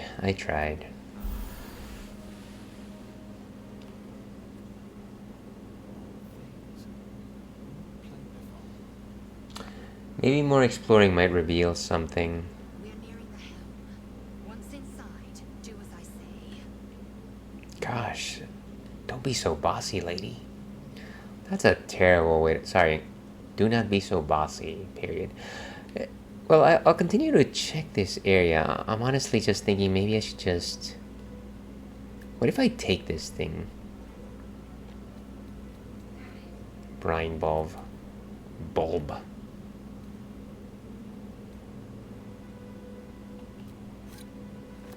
Elaborate reliquary. What is a tooltip? Actions. I actually didn't explore enough in this area, so I definitely missed her in my first run through. Yeah, I kinda just hate to do that. I'm sure there is something here.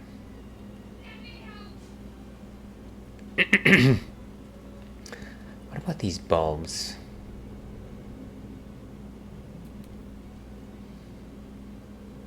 Can't imagine that. Are there more of these?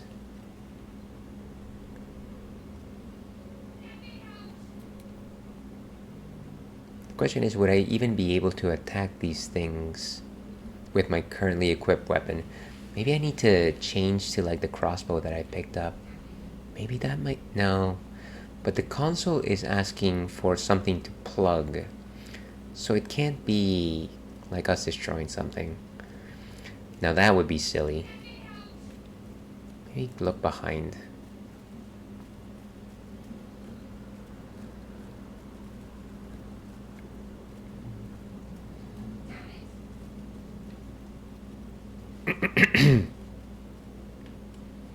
And my camera just gone crazy.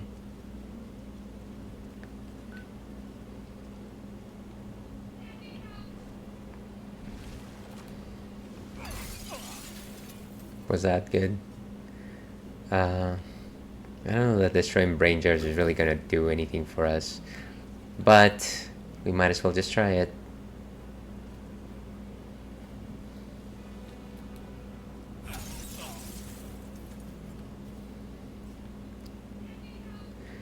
Can I... Oh, there's acid, huh?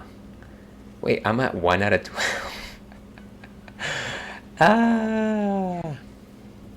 Let's restore before we do anything else.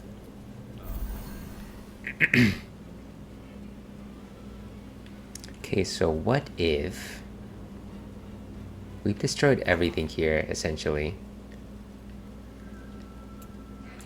What about this middle thing right here?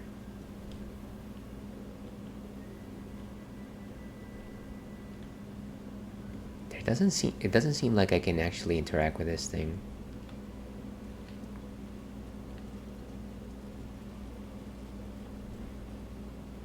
And of course that's the main console. Nothing in the backpack. What about this thing?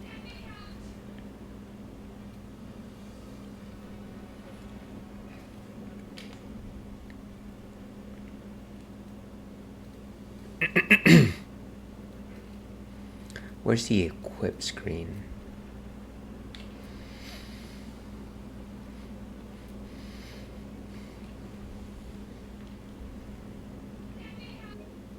That is not what I meant to do.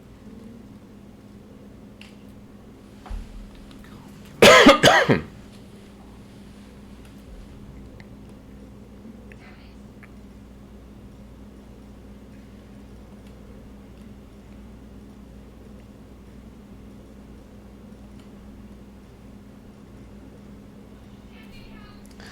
Where are my items? Context menu. Pick up loot, examine. And actions. Okay, so this is character sheet maybe. Alchemy pouch. So light crossbow. There we go. Now can I get that bulb?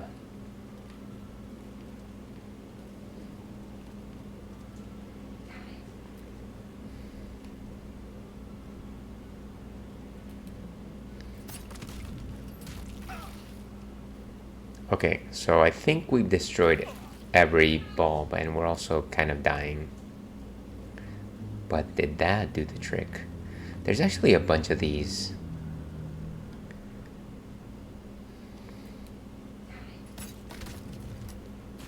Wow. Let's destroy all of them, see what happens.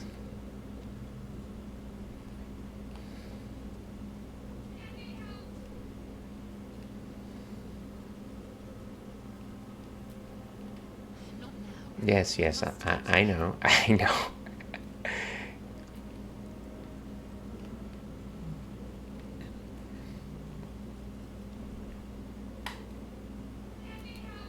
And destroy this one too.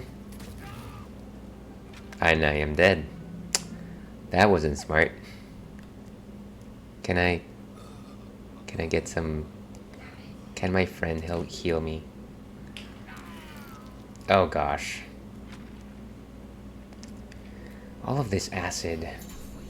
Downed. If a member of your adventuring party reaches 0 hit points, they are downed. This is stay between life and death. Where they each roll a turn. On 3 successive rolls, they become stable. On 3 failures, they die. Down characters, if their allies help down characters, open radial menu and help down character. Alright. I also don't want to be next to the brine. Where is help down character?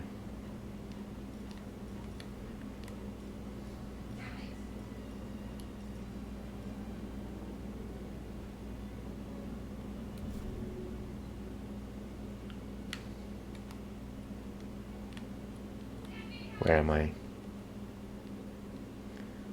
Character cannot be... Wait, why can't I...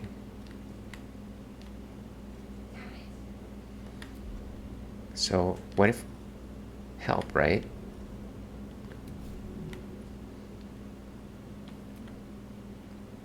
I don't get it. Why can't I heal myself? I'm so confused. I don't want to loot myself. Are there any other actions that I can do? Hide, dash.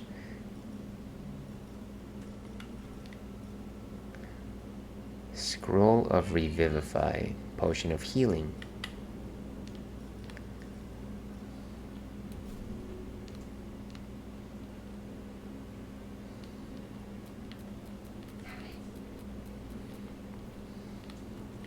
Okay, well what if I just go back to Timaeus? Doesn't seem like I can do much here.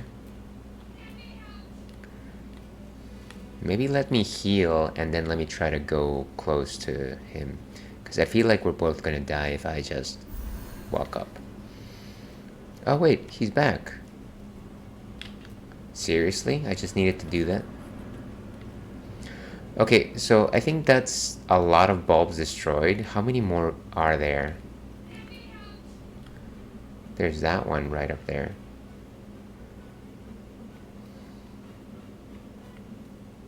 That one. Gotta get out of there. Where's the heal? There's so much poison everywhere now.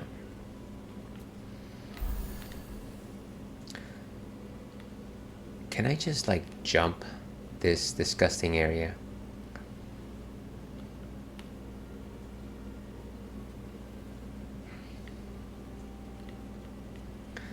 What can I push here?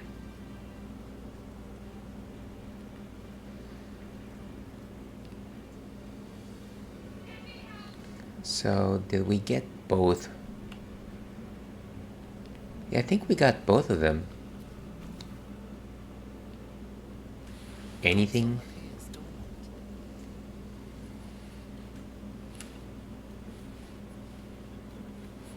The mechanisms are completely unrecognizable at first. Then you spy an empty socket.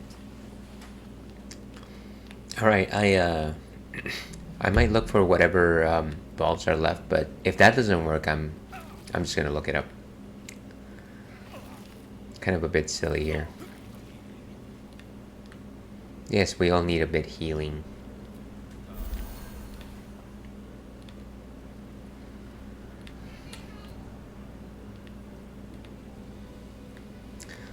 So, what would be a good descriptor here?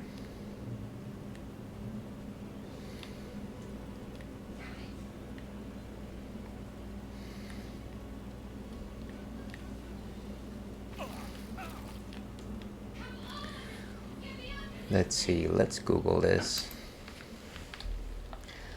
How to open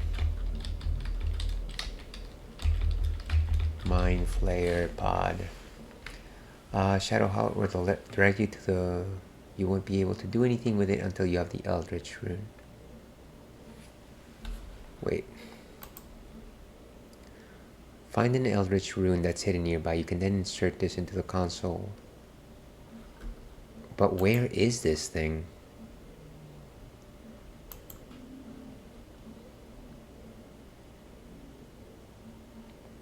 It seems like it's nearby.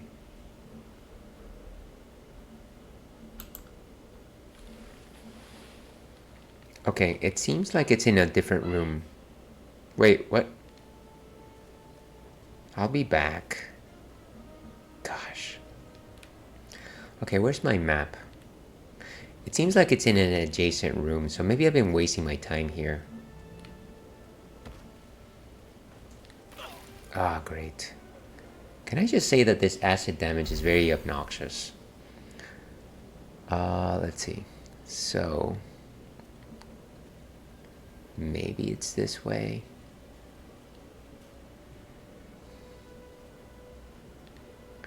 Or is it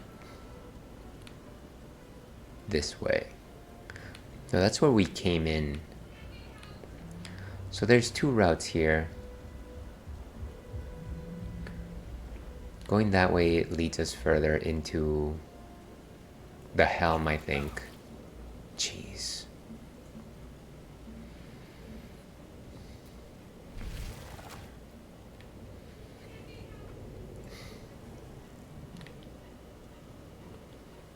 Can we talk to... okay.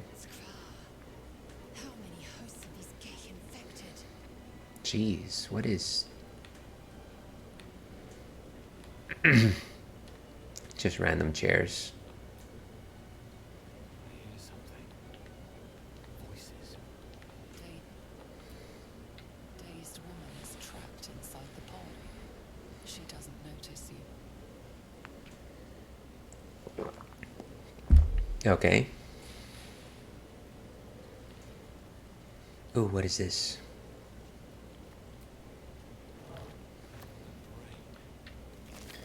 Potion of healing.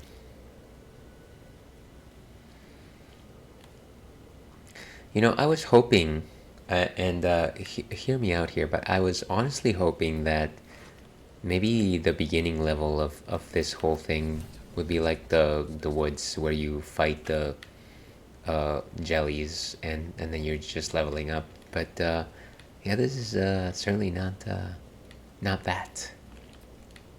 Dazed woman is trapped inside the pod. Okay, yes. Oh, what about this? Place your hand on the console. Place your hand on the pod, you hear something. A presence connected to the pod, commanding the person inside to change. But change to what?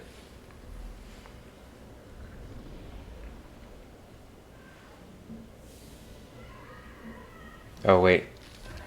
Oh, gosh. I didn't mean to do that. Yeah, this is a pretty hardcore level right here. Mm. Changed at the pull of a lever.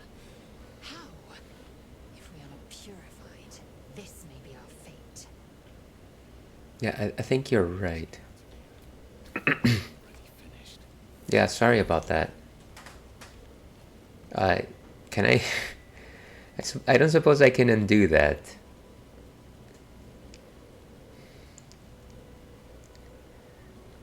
Man. You win some, you lose some, right? The game definitely just throws you in. Yeah, it does. And, you know, it's not that I don't enjoy good exploration, and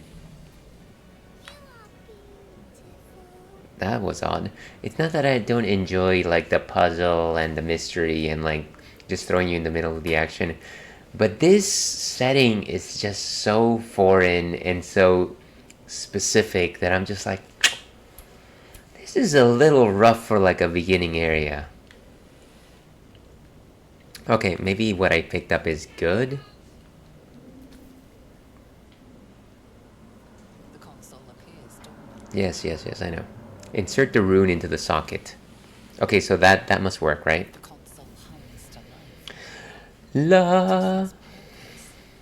Will it free the captive? Transform her like that other unfortunate? More than meets the eye. Take a closer look at the powered up console. Well, I feel like I don't want to just place my hand. I feel like it's just yeah, bad things might happen here. Oh, this is no good. I am not an intelligent being. Roll the dice. 20. Oh, that's not bad. Ugh. Yes. The pulsing glow and organic lines of the device make it seem more like a beating heart than a machine. This device is different from the one that caused the other captive to transform. Perhaps it will open the nearby pod. Oh, thank goodness. Let's make it happen, Captain. Suddenly, you feel a hideous squirming in your head. The parasite. Oh, no. Discomfort fades, and another sensation washes over you. Connection. Authority. Okay, I'm going to try to open this thing using the power of the mind. Oh, no. Difficulty class 2. Roll 'em.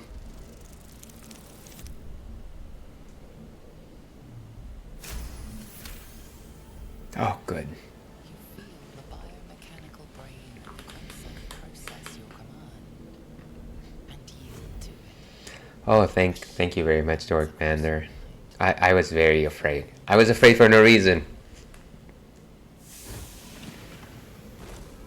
I'm sorry for spending 30 minutes trying to look for a thing that didn't exist in this room, by the way.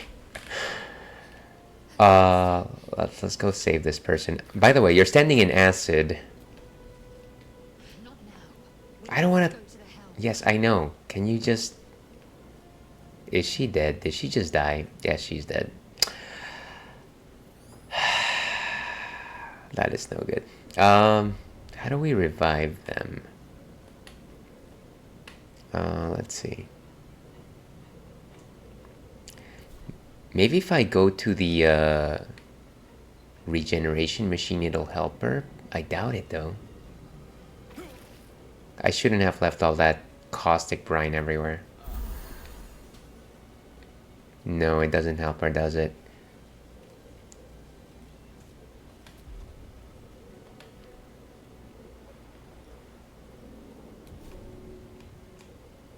Target cannot be an inanimate entity. Well, what are we...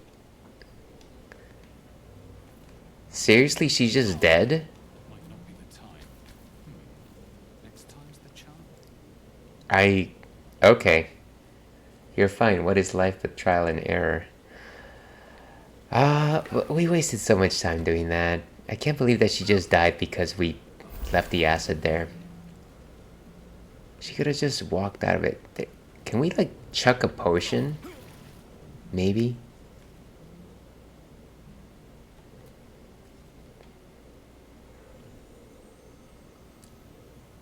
Wait, we're doing something different here.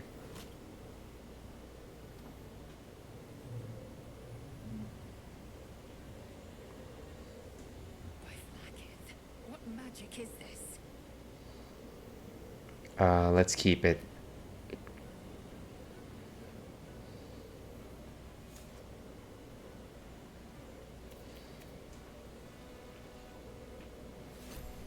Mysterious artifact.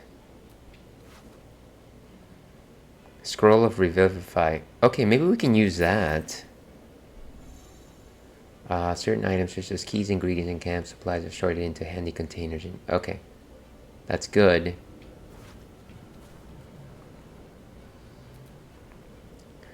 Now, can I use an item to revive her and then take control of her and move her out of the acid? That's the real question here. I think you had that scroll of Revivify if you wanted to use that. Yeah, let me try that. Okay. Actually, before I do that, before I continue making mistakes here, I'm gonna save the game. Yeah, new save. Okay. Save successful. Actions.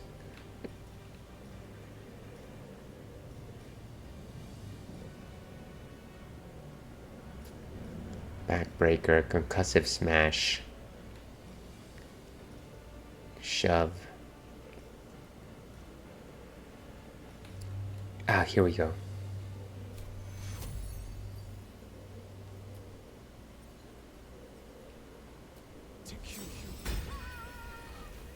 Wait, why is she still dead? Wait, what is... I am so confused.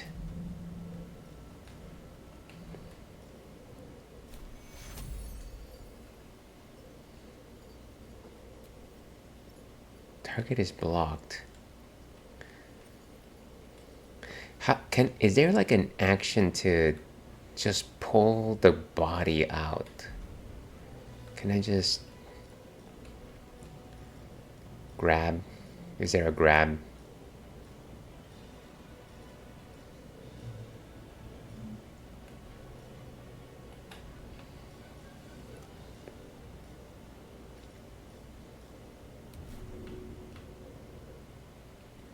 Can't be an inanimate object. Right.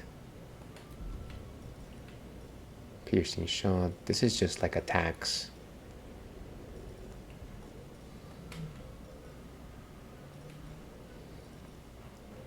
Jump. Maybe I can shove.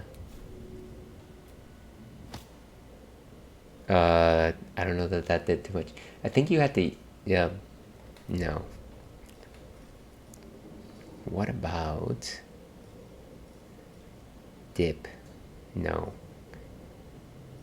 Dash. Hide.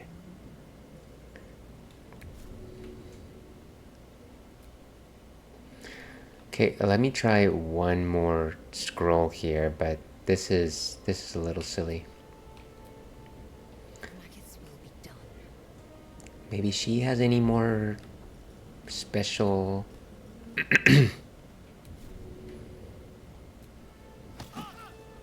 Okay, so pushed her all the way over there.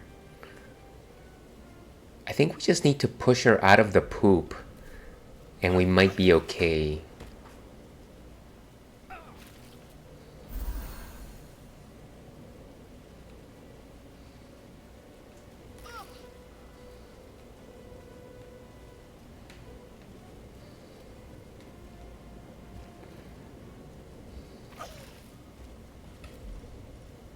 So if we push...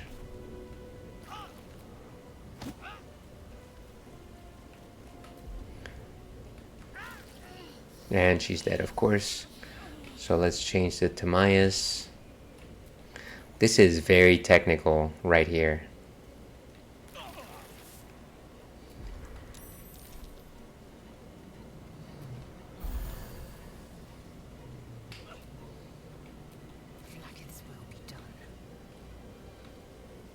Okay, so let me get to 100% health.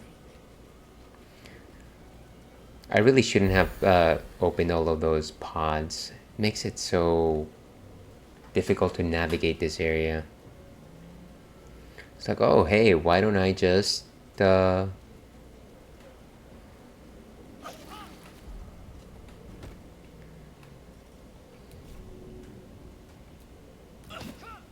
okay. This might be okay.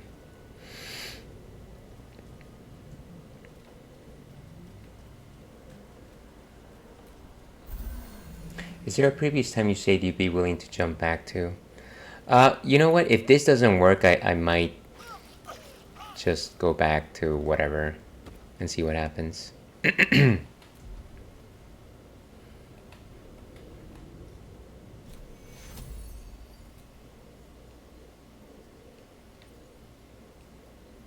Target is blocked.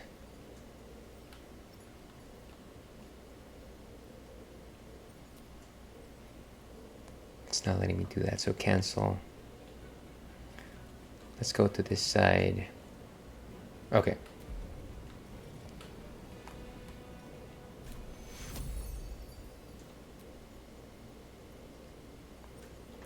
Why are they blocked?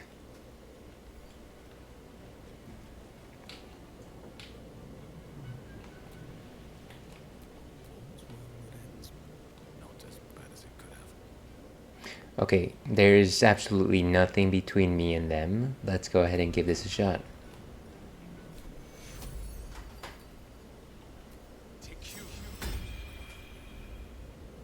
Okay, come on. This has got to work, right? Don't, what do you... I guess I looted all of their clothes too. I'm sorry about that. But at least they're saved, I guess. Sweet redemption. What am I doing here? Okay, I'm gonna charge up. I might try to look for her, but at this point, I'm just glad that she's alive. How about that? And yeah, if they go on their merry way and I never see them again, that's okay too. Whoa, that's a big jump. Oh, that's where we came from. That's where we came from. Yeah, but really what got me here was just all of the acid that I just decided to randomly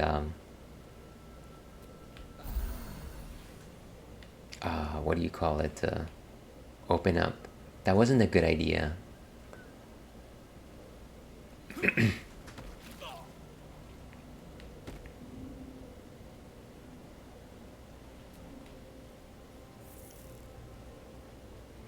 Okay, I don't think there's anything else here. I think we're done with this area. Let's go to the helm. What time do we have? I really need to take a break very soon. Let's do something here, and let's take a break quickly.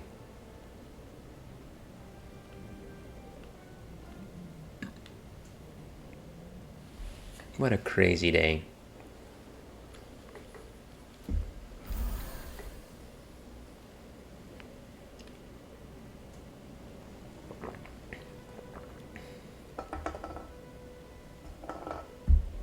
Okay, so next chamber.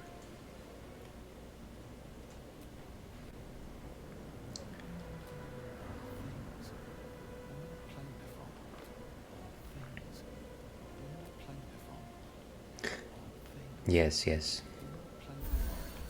Nice healing. That is probably going to make us be on fire, so maybe not step on that.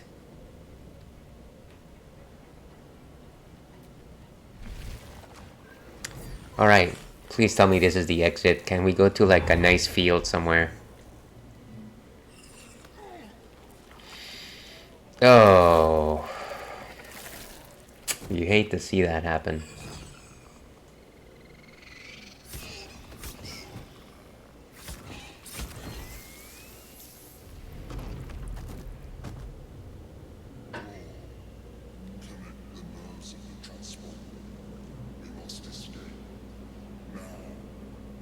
Do it. We will deal with the gate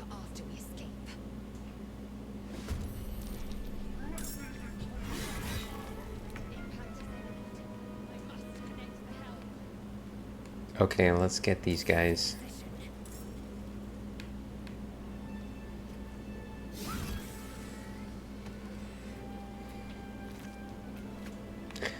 Okay, so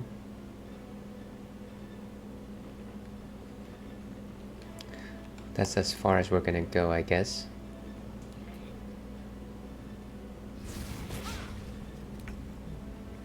Oh gosh, I'm still wearing this weapon. I should really change my weapon. But can I actually do that from combat?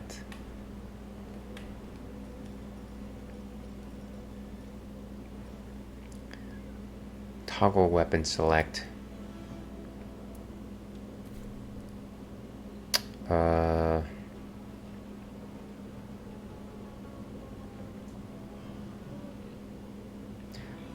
that doesn't make sense. Let's just attack with what we have.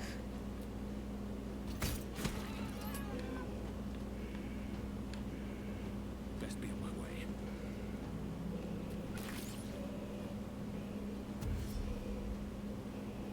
Oh, it's that thing that we met before.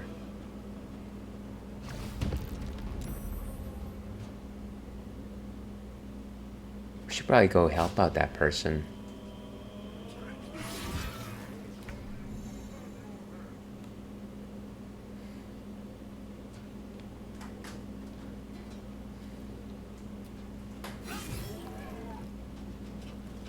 Nice. Breathing, despite everything. Nothing from the Hellbore, of course.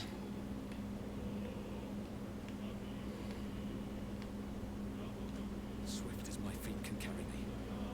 Can I actually attack from here? Not enough movement. I guess I need to be closer.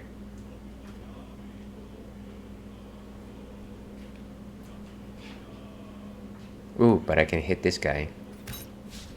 Oh, that's a miss.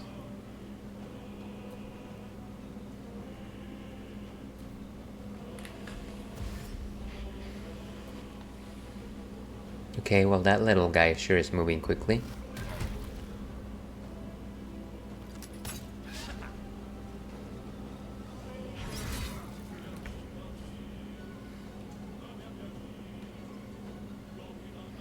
Okay, so with her, let's go over here. We can go as far as over here. Survival is all that matters. We don't really need to be completely close to them. You know what? How about she deals with the imp and I will deal with this guy over here. Oh, I should have just attacked. Wait, how do I not... Oh wait, the enemy is this guy. It's not... Oh god, got it. Not enough resources. End turn.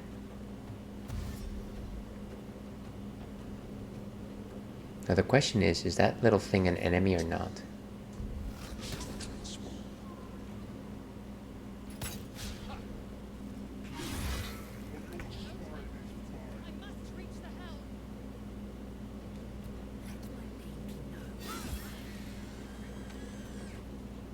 Nice. And I don't think we can move anymore. Where's the helm? I'm assuming that it's all the way over here.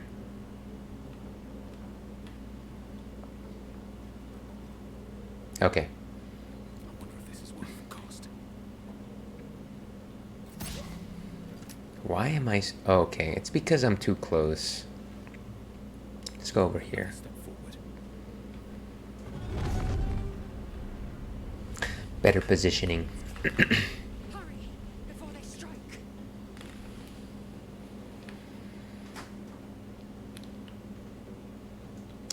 Let's end.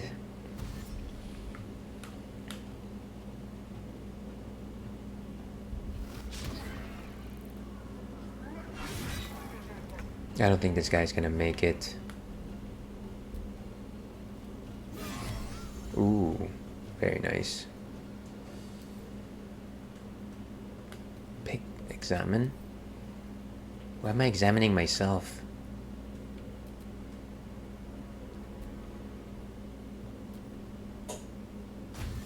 There were more enemies over here. That's no good. Let's get this guy. I have a 6% disadvantage. Why do I keep missing? I really wish there was a way to change my weapon. Maybe I need to... Provokes attack of opportunity. Let's go over here. Oh, I see.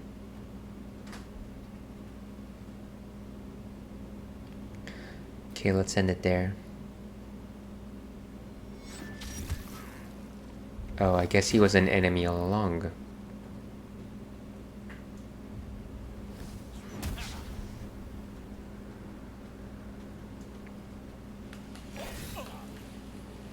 Alright.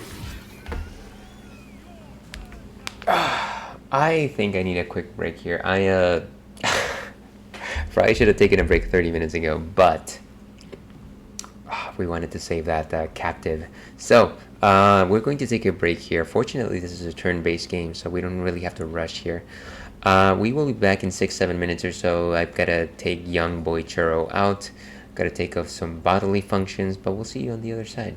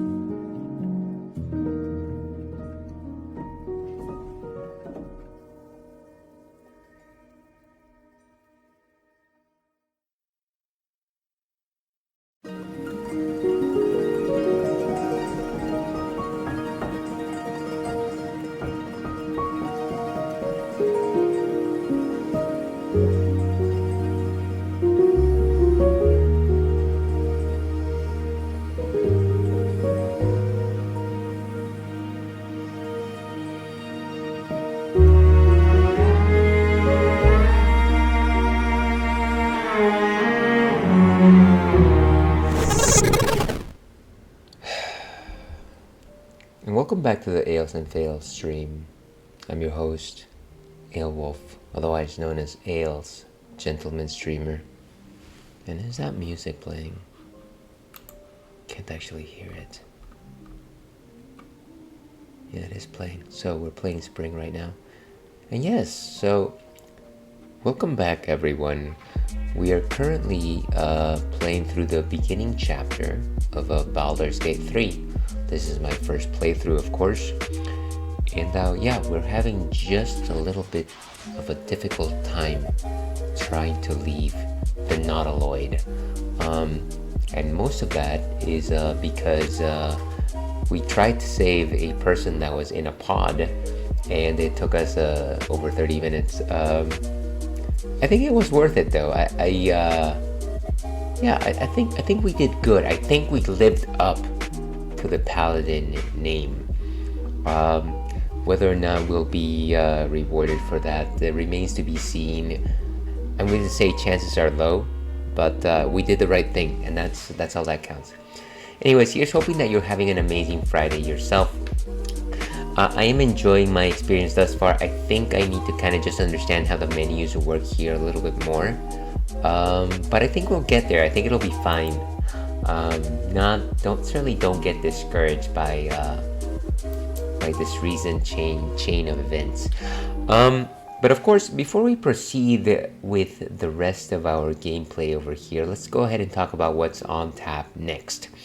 And this is something that we haven't had in a while. This is something that hails from Richmond, California. This is from East Brother Beer Company's, and it is their oatmeal stout right here. So once again, a relatively simple can. It's black on white. Nothing too fancy here other than the East Brother logo right there. So you might be asking yourself, well, what exactly is an oatmeal stout ales? What exactly are you talking about here? I thought beers were made of barley. Oatmeal is a cereal that I have. By the way, I enjoy Cinnamon Toast Crunch, so I scold you for trying to suggest that this is made of oatmeal. And to that I say, well, beers can be made from all sorts of grains, my friend. So, what is a stout exactly? A stout is a type of ale that brews dark. The reason why it brews dark is because it uses specific malts that brew dark.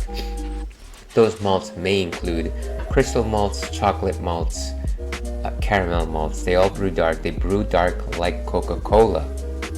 And so you can't actually see through them. They're opaque. They're generally very much malt forward, which means that the thing that they tout the most, the best, is their sugar. They're generally relatively sweet in comparison to other beers. There's also a wide variety of stout styles. You got things such as breakfast stouts, which are a little bit have a little bit more herbal notes. They taste a little bit like coffee. They're also known as coffee stouts. You have things like chocolate stouts that taste like chocolate, but dare I say it, don't have any chocolate. Sometimes, most of the time. There's things such as oatmeal stouts, which is what we're having today, and they have a large bale of oatmeal in addition to the barley to give it a slightly frothier, slightly more breakfast-like flavor. You have things like milk stouts. Milk stouts are delicious, my friends, because they are milky. They are milky because they have lactose in them. And of course, my favorite style, of course, pastry stouts. I know that beer snobs hate them. Beer snobs hate them, but you gotta drink what you like. I always say pastry stouts are made with adjuncts that make them taste like your favorite pastries. Things like cheesecakes, things like oatmeal cookies, things like cinnamon buns, you name it, they've made it. And so if you want to have dessert, please go ahead and have a pastry stout. But those are my thoughts on stouts. Let's go ahead and see what Untapped has to say on the matter over here. And I didn't do anything there. Let's go over here. Okay. So, oatmeal stout by East Brother Beer Company, 5.4% alcohol by volume, so nothing too heavy really. English inspired with notes of rich milk chocolate, dark fruit, soft, comforting finish. First place in Foreign Extra Stout in the 2019 California State Fair. Based Oatmeal Stout of 2018, so on and so forth. So not really too much of a description here. Let's go ahead and actually taste this thing for ourselves. Yeah, so I think I really what do you call it, shot myself in the foot with Baldur's Gate 3 by equipping that crossbow with my main character. I don't know that I'm going to be able to finish this fight very well by simply having him shoot arrows, especially because I don't know the right distance for optimizing their shot. So I'm going to try to look for one, and I'm spilling beer all over. Give me just 1 second here.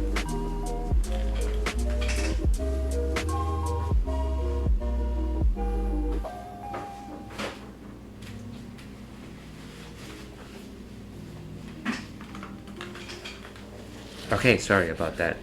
You know that whenever you're like pouring something and then you start spilling it a little bit, but because there's a conduit that allows you to spill it, you continue to spill it? I don't know if that makes sense to you, but there are times where I'm almost like spilling something and it's like dripping down the side, and then even if I keep pouring it with the most cautious of ways, it'll continue to spill. It's very frustrating.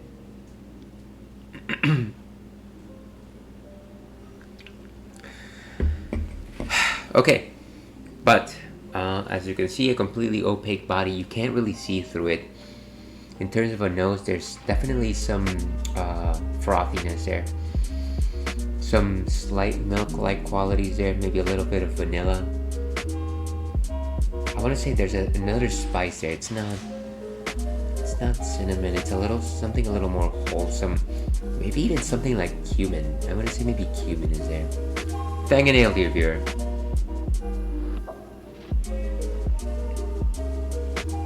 So rich, definitely sweeter. It reads like a milk stout. Very milk-like quality to it. Some cream there. Again, the vanilla is very on point. Body composition, this is actually quite thick, a 4 out of 5 in terms of composition. Toothsome as they come, good sugary content, no real bitterness to read there.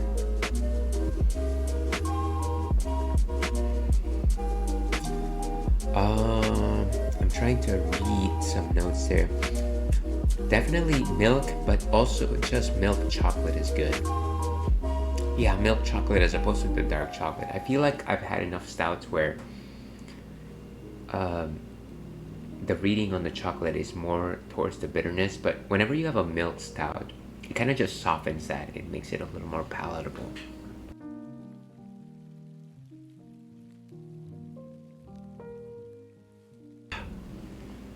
Excuse me for that, folks. Still have a fairly sensitive throat here. Dorkmander says, dumb question, but what do you mean when you say body composition? Generally, what I'm talking about, when I suggest it, is just how thick, how viscous the body of the beer is. Call it viscosity, call it density. I'm generally aiming toward the same thing. And so maybe something that is very light-bodied reads out as a 1 out of 5 versus something that is really thick and requires some good swallowing, perhaps, is more like a 5 out of 5. That's kind of what I'm trying to aim there. So I guess if we're talking about something like juice, something that has is thick and has a lot of pulp, I would say like a 5, versus something that is like just like powdered lemonade is more like a 1 out of 5. Let's see, I guess I could have just Googled that, but I like listening to you talk about beer. Dorkmander, that just made my day. Thank you for saying that. Gotcha, that's good to know. I appreciate you thinking about the things that I'm saying. I honestly wish the best way to potentially do this someday is to actually have a drink sometime. We'll have to make it happen someday. But yeah, that is what I think about this particular stout. Let's go ahead and actually rate it. And I don't know, have you actually had an oatmeal stout before? I think that they're quite nice. They're definitely not the strongest stouts, they're not the sweetest, they're not like the fanciest or anything like that. They're fairly consistent in their flavor. But if you like oatmeal at all, and I love my oatmeal because that's my de facto breakfast, I would definitely suggest oatmeal stouts, especially the milky varieties. A 3.5 is a good rating today. Cheers, we got it. Okay, but that is it in terms of what we are drinking here. Let's go ahead and go back to our game. Okay, so we are stuck in this conundrum over here. Let me go ahead and put up some sound. Let's see, I have not. I do want to try more stouts. I feel like a poser saying stouts are my favorite when all I drink are Guinness stouts. You know what? There's nothing wrong with liking Guinnesses. You say that, but I actually have a full set of Guinnesses in my fridge ready to go at any point just because, you know, whenever I drink stouts, I think, oh, it's closer to the end of the night. I'm going to have a stout because it's stronger, and that's how I want to finish it. But a Guinness is something that it's light enough. I think it's like a 4% or something like that. It's light enough that I can drink it, I can enjoy it, I can sample it, and I don't have to be like over the halfway point, you know. I can just have it. It's refreshing. It's good as an opener. So I definitely don't disagree with anybody that has Guinnesses. All that being said, yes, please try stouts. I know that they can be quite heavy, but I feel like the more you drink them, the more I don't know, the better you read them and the more you get out of them. I have come to... Oh, welcome, Zeeg. How are you doing? I have come to witness the Balduring of Gates. And thank you very much for popping into stream. Let me go ahead. How are you doing this fine day, my friend? It's good to see you. And let's see over here, Sky. Okay, and anybody who is currently watching right now, except for you stinky bots, please give Zeeg Skyrunner a follow. They are certainly one of the greatest streamers I know. They were last playing Helldivers 2. I've heard very good things about that one. I've heard it being compared to Starship Troopers, which is a movie that I love. The first one, not any of the sequels, by the way. And yeah, certainly one of my inspirations to actually stream from the get-go. So kindly give him a follow. You won't be disappointed, and call me in the morning. That's a neat feature. Thank you for the SO. It is all thanks to the power of Streamlabs, which I know is not the most popular OBS out there, but I use it and it's kind of okay. Okay, who am I commanding here? Happy Friday, my good sir. It's good to see you, Zeeg. I know you played this before, so you're probably just like looking at what I'm doing and you're just like, my god, he is just doing terribly. Commander Zalk has a lot of HP, and our Mind Flayer friend is dead. I wonder if we just need to go to the front of the ship. And I don't want to... You know what? We're going to have to fight him. What's the worst that can happen? This fight is already cursed. Reach the transporter before the Nautiloid crashes. Gosh, and the one unit that we could have helped out is dead. Yeah, well, you're gonna have to fight him. I'm gonna try to get to Mayas all the way to the controls. Okay. Yeah, I still use Streamlabs. I should probably switch off to something else, but it's serving me quite well for what I need at the moment. Yeah, and it works well for me as well. I just know that it uses a lot of the PC resources, which could be employed for something better, but I'm not yet in terms of like trying to use something like just standard OBS. Okay, so I think we're gonna go ahead and end our turn. Wait, why did that thing attack this thing? That's weird. Okay. Well, let's keep moving. Let's try to dodge. With haste. Ouch. Well, at least we missed. Can we attack anything from here? Thank goodness for range attack. Let's keep going. Twitch. Ouch.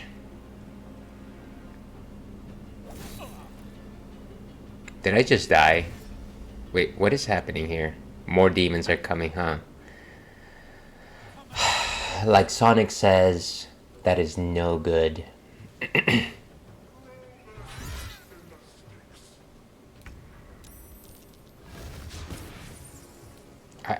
There's a lot of people fighting a lot of people. Okay, and it seems like my Githyanki friend is also passed out. I wonder if I should just go to control console at this point. I can't even revive them, so probably better to take my chances here. Time to press ahead. Ouch. Oh, I missed.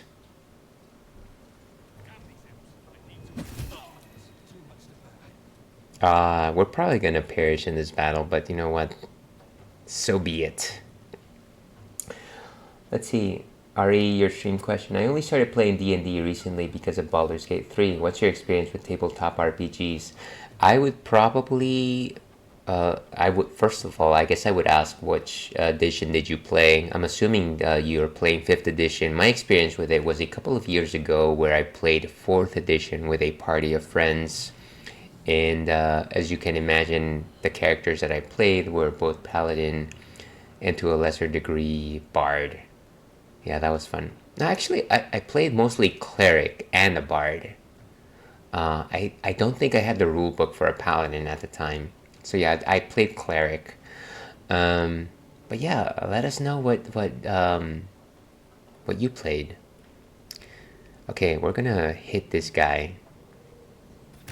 And you know, maybe what I should do is actually use an item on myself.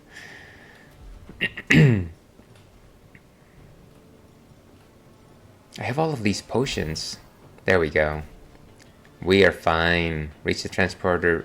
Yes. So let's go ahead and end this turn.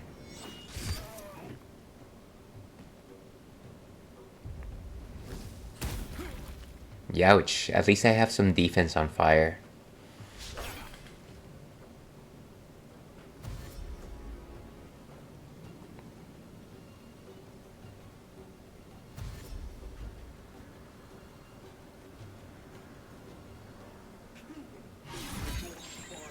Okay, well our friend is dead.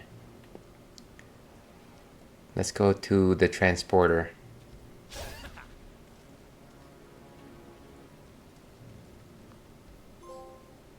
Descent from Avernus. The helm's alien transponder. You made it in time. I'm hoping that I can save my friends after this.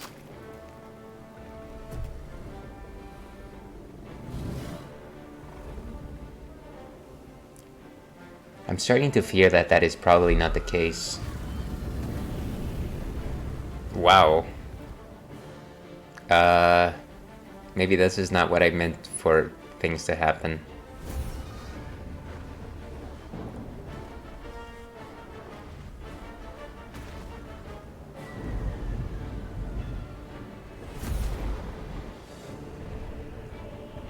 Yeah, I should have procured a parachute.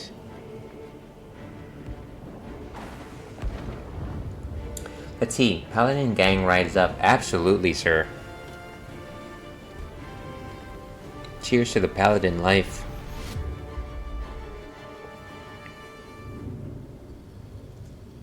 Steal with care or risk a confrontation. Let's see. Yeah, currently playing 5e. I played some one-shots at my local game store, but I'm hoping to run my own game very soon. That's very cool. I think that, you know, generally the way that I see people do it is they play, and then at some point they gain the courage and confidence to become a dungeon master or a game master, whatever you might call it. But I've been plugged in to D&D for several years, including a bit about the third and the fourth edition.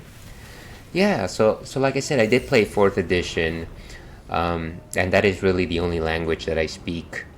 I know that it is not necessarily favored or remembered fondly by a lot of people who are playing fifth edition, but it was my thing. And I remember a lot of people comparing it to like World of Warcraft back in the day, which was my jam, of course. From what I understand, 4E had a greater emphasis on combat mechanics. It definitely had a lot of combat mechanics, so much so that we had like a grid for like movement and things like that.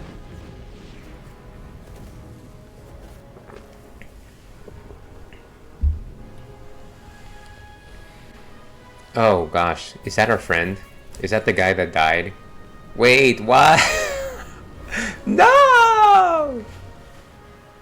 Where's my water? As we like to say, drink up.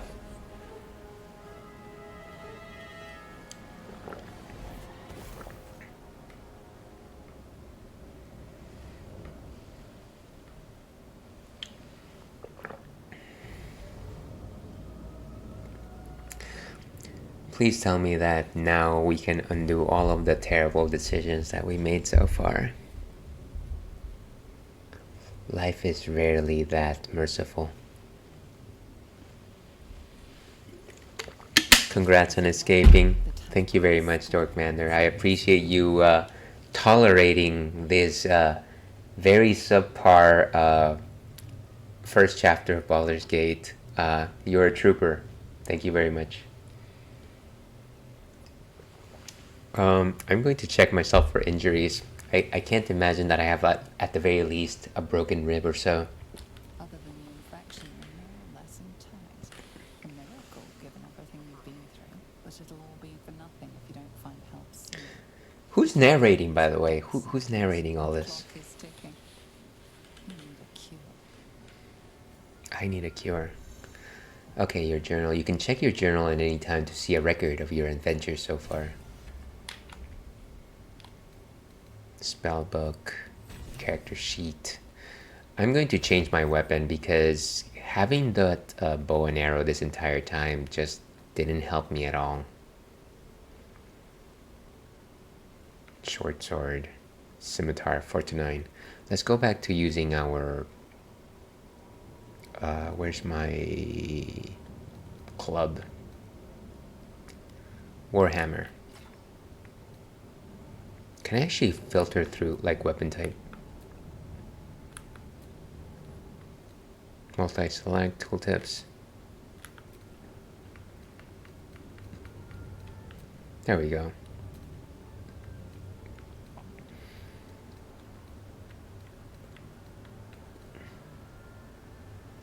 So this is what we have. What is this? Wait, how do we compare?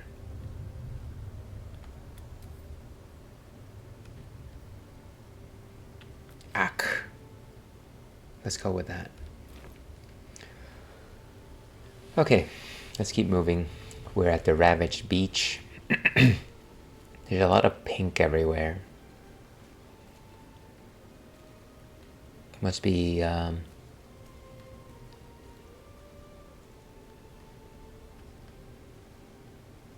clamshell. But my question, oh, I guess it's the organs of the nautiloid of the ship that we were just in. I don't think it's gonna make it.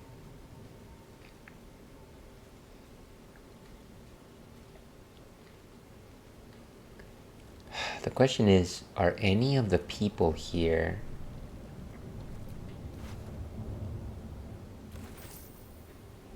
actually the people that I left on the ship? Oh, Shadowheart. Wait, can I actually revive her? Why is she dead again?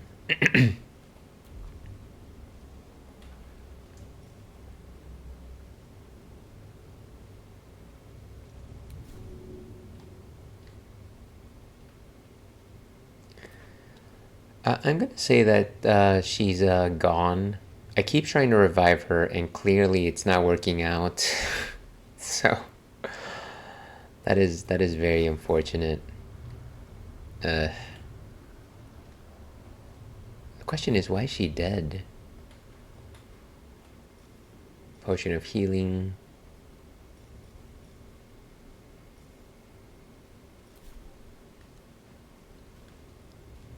Well, that's unfortunate. If only I had another scroll of revival somewhere. I can't imagine there's any around here. Fresh water.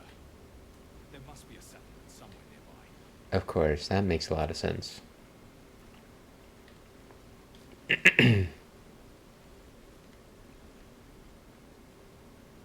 So let's keep moving along.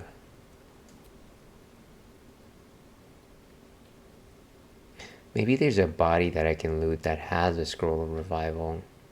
I can try to revive her once again.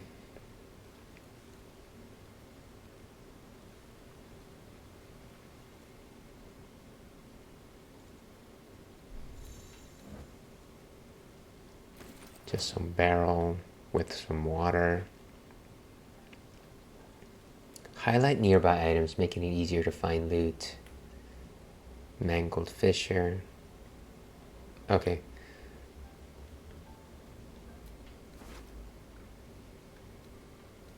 Gold and fish.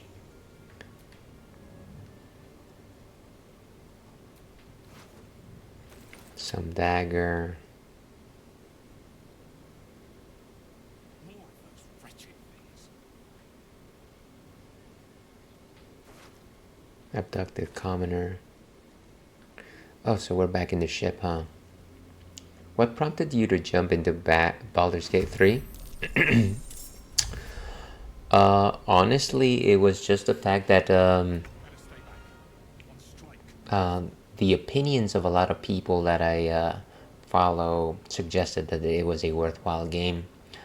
To be perfectly honest with you, I wouldn't have played this game just based on its own merits, simply because I guess I feel like I enjoy Dungeons and Dragons on its own, and every time that I've encountered it in sort of a gamified way, I've never necessarily felt it satisfied.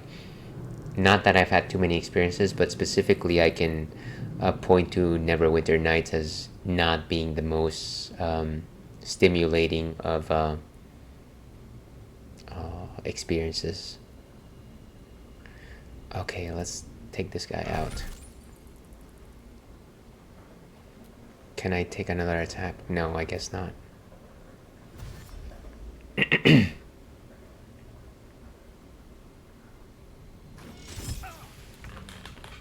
Okay, how much more? Okay, maybe we can take it out with the next attack. Only 4. What if we move out of the way first?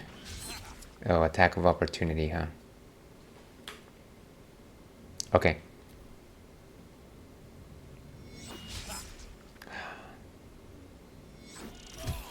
Okay. Well, that's it. That's it.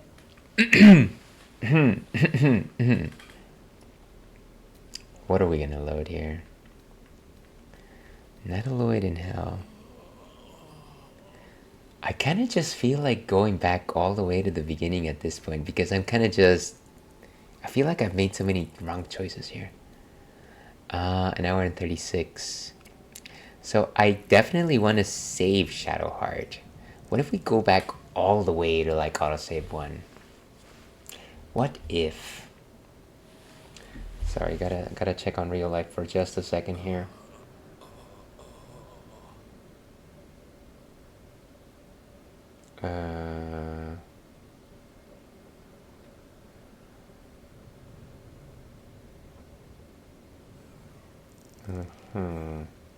Okay. So, maybe this one will be the one to go to. we're going back to the past. You started a hell dive, but I'll reply when I can. Right? I recall you mentioning Neverwinter Nights in Infamy. Yeah, I do,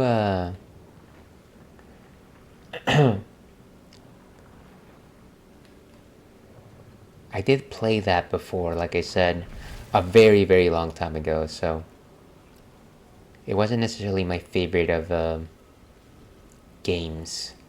Gay machinery. I can make no sense of it.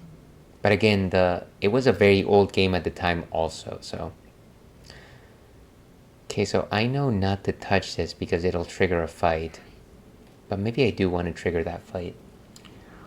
Let's see, maybe it's something wrong with my brain chemistry, but hearing anything about a game I haven't played makes me morbidly curious to check it out myself. And again, nothing wrong with Neverwinter Nights. I'm sure that it was great for the time when it was released. I think I played Neverwinter Nights Gold, which was like the gold edition of that game, if that makes any sense. But yeah, it was very slow, and I just didn't find it very satisfying. And so that was my initial hesitancy with Baldur's Gate anything. Okay, so we're gonna save Shadowheart no matter what, I think. And we're gonna do this. We have no time for stragglers.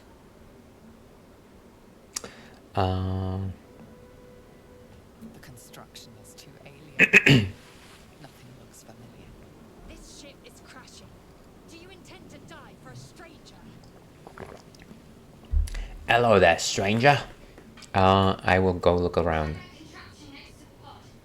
They did something to it when they sealed me in. Hurry, please. So now that we sort of know what we need to do, I think this should be a little more straightforward. We're not going to open up all of those acid pods for one thing. Appears dormant. So we won't need to use both of our Scrolls of Resurrection on Shadowheart. The mechanisms are completely unrecognizable at first. Then you spy an empty socket. So that's not going to do anything. Let's go... Oh, let's go kick these guys' butts before we actually move forward. Let's see if actually using any of the... Oh, that's no good. Can we talk to this thing before we... Okay.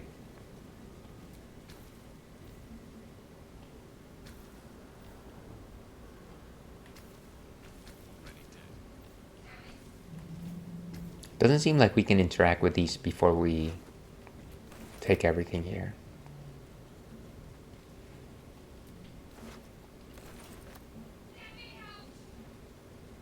Okay, so now can we...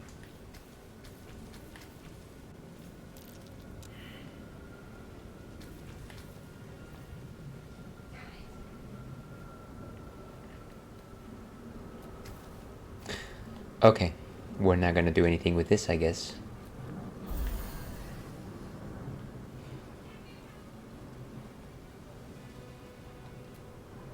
Let's pick this up. Faint images appear in your mind.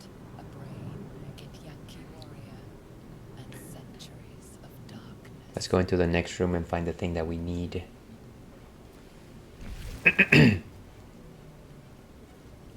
Hey, wait a second, come back.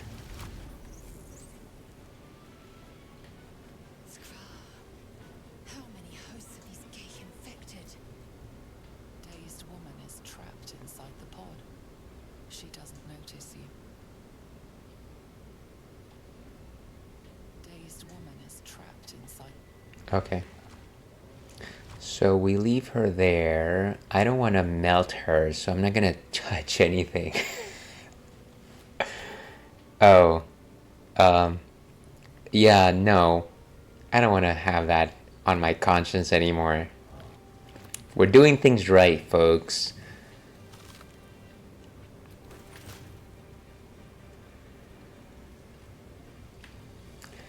I'm sorry, melt her? Oh yeah, well, sorry. She doesn't get melted, but she turns into, what is it, one of those creatures. Yeah, maybe just let her be there. How about that?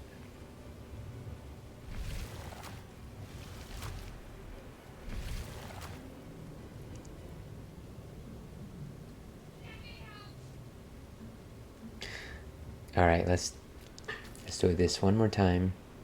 Let's hope that our rolls actually work again. The mechanisms are completely unrecognizable at first, then use nothing. The console remains dormant. Wait a second. Does it not? Not alloy tank. Maybe that wasn't the right choice there.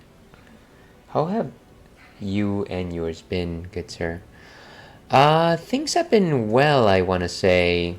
Family's been on the up and up. People have been healthy. Churro's doing okay. As you can probably see, there he is, sleeping. Certainly continues to be as mischievous as you can imagine.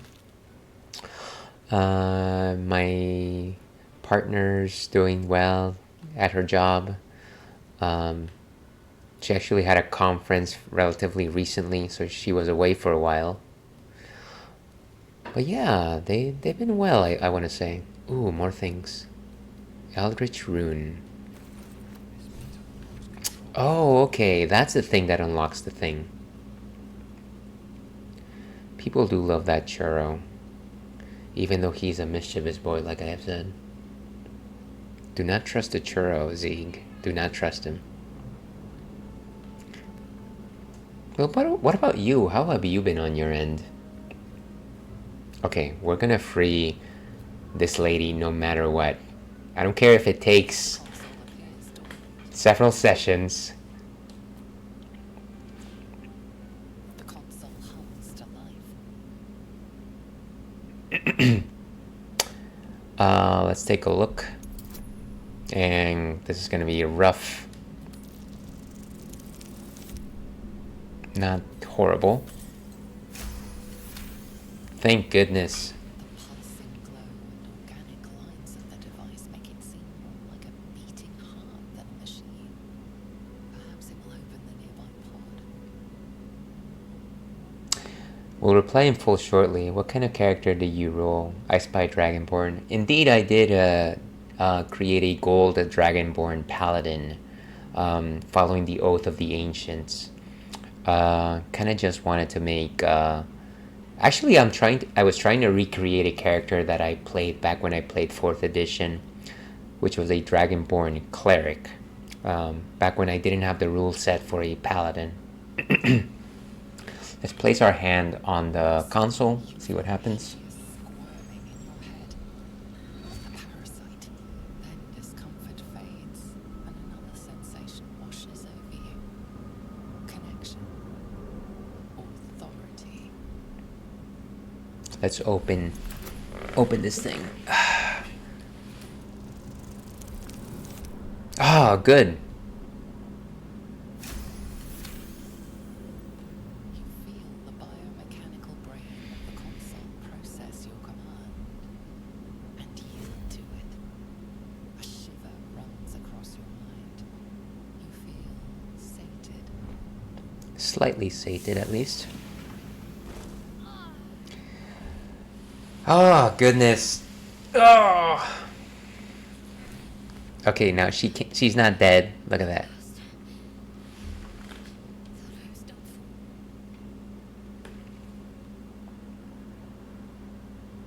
I thought that damn thing was going to be my coffin. Thank you. Your mind lurches into her thoughts. Her gratitude is mixed with wariness because you have a gift with you. Oh, come on. Are we going to start racism here? Got a problem with Githyanki. Did you feel that just now? We were in each other's head. Let's ask for the obvious thing here. I did. It must be because of those parasites they put in us. They'll have to wait. We need to get off this ship alive first. Let me come with you. We can get off this ship and watch each other's backs along the way. Yeah, let's do it. Shadowheart,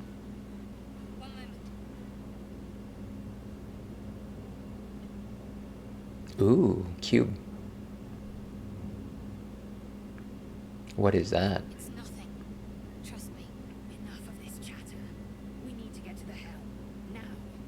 She's right. Lead on.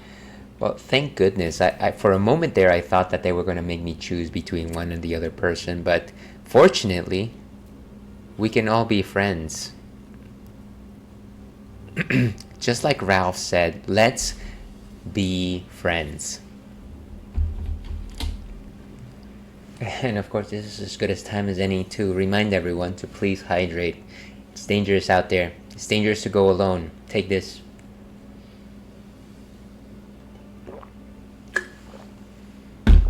Okay. Was there anything else here?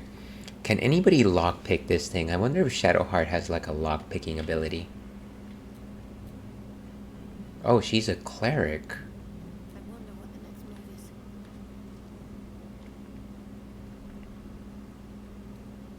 Burning necklace. Might be a key somewhere. Okay, well, clearly we can't get it. That's fine. I don't actually care that much. Let's get out of here, folks.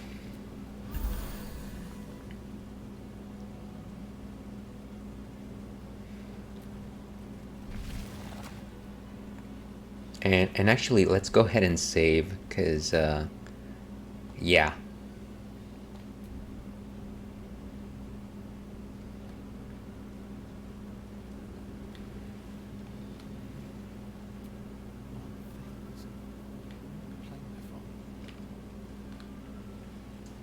From a 747.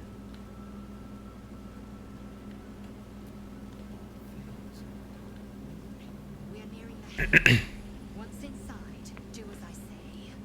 Who put you in charge? I'll trust my own judgment.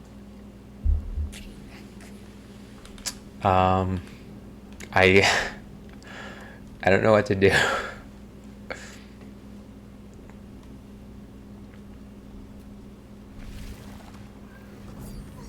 Alright, the party's all here.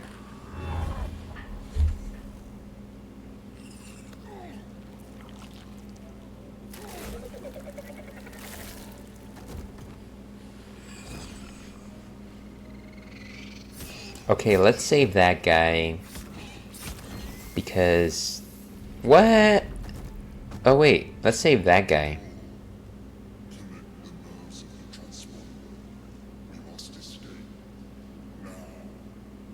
Do it. We will deal with the Geich after we escape.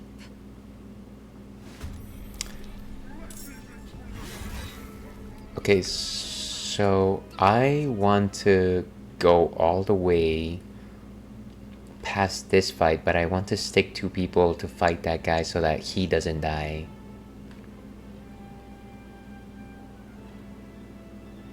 Let's make this quick.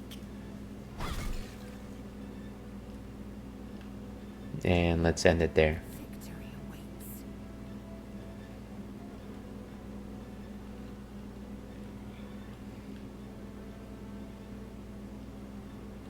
I will not know failure. And then Timaeus can run. Nice. Oh, come on. We need to keep the party together here. What are the chances of destroying everybody here? I'll strike you down. Oh, good. He's done.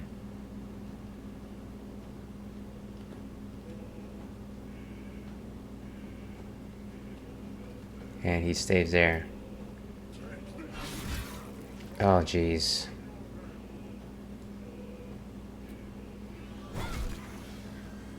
Good.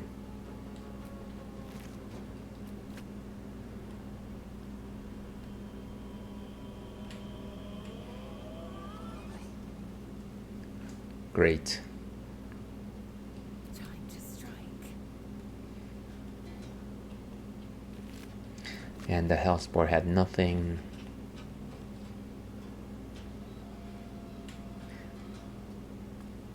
Let's move all the way over there.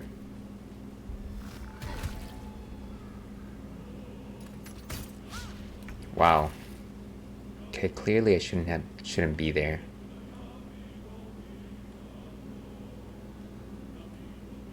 Trying to move as far as I can. Need to find a way forward. And let's see, can I use an item of some sort to heal myself? I'm 9 out of 12, so it's not that bad.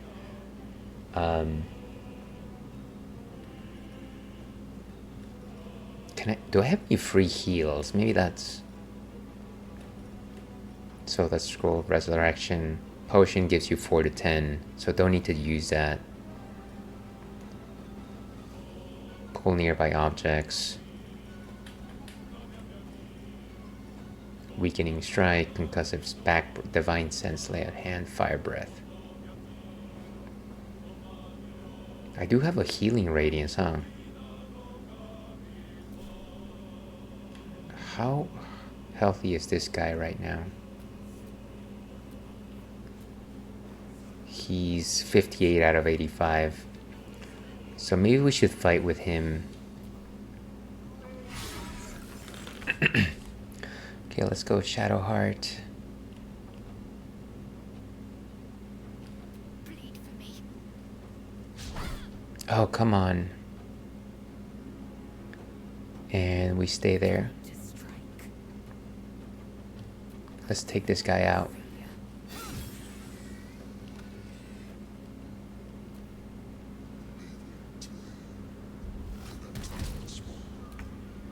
And so Tamias is gonna go over here, attack this guy, and then we're gonna do our healing radiance.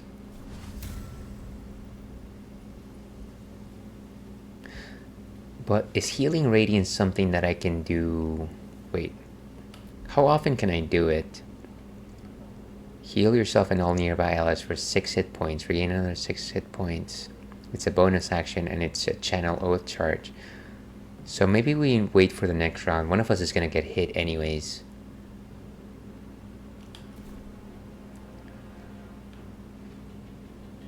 I don't want to trigger an attack of... Okay. I don't have enough movement. Let's just stay right there.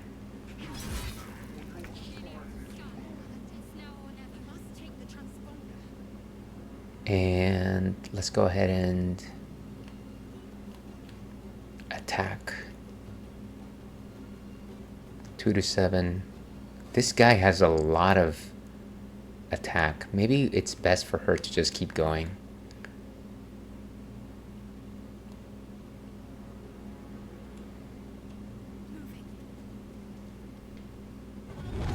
Oh, wow. Hurry before they strike.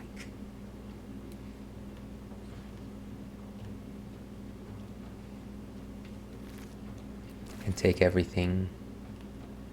I don't think we have much more movement here.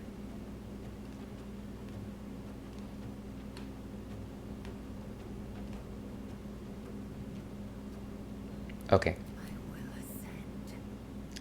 So we keep going. We'll send these 2 of our party members together.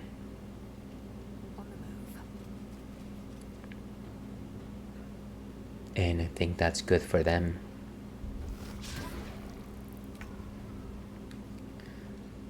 And what's his...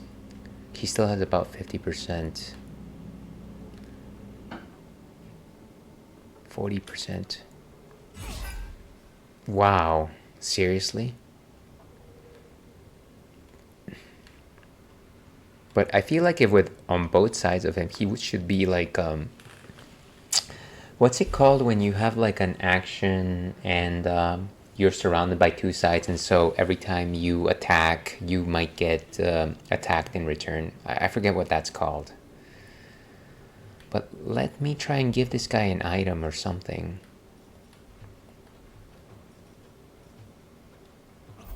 No, I didn't want to check it myself.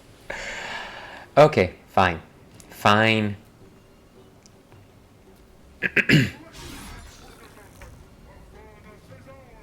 Okay, let's keep going. Gosh, it's gonna take so much to get all the way over there. Heading there. Nice. Okay. I think that's enough for... To strike. Let's try to keep them as close as possible so they can support each other. Flanking, I think. Yeah, you're probably right. I don't know if that's the exact term. I thought that there was a different term for D&D, but you might be right. Okay, my turn. I just want to know if I can heal him, you know? I'm gonna use Healing Radiance and see... No, wait. Maybe let me go over here. And from here, let's see if I can try to use healing. Well, let me wait till the next turn until I have some damage myself. Wow, this guy is... I don't think you can I don't think you can beat him. I think you're just gonna have to wait it out. Jeez, 5? Okay, this is no good.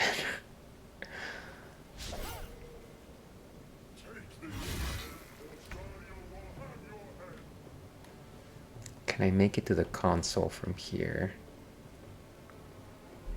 Provokes attack of opportunity.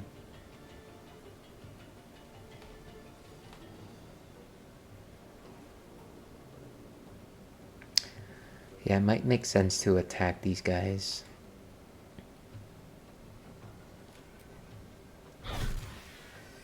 Beautiful. At least that's one of them down.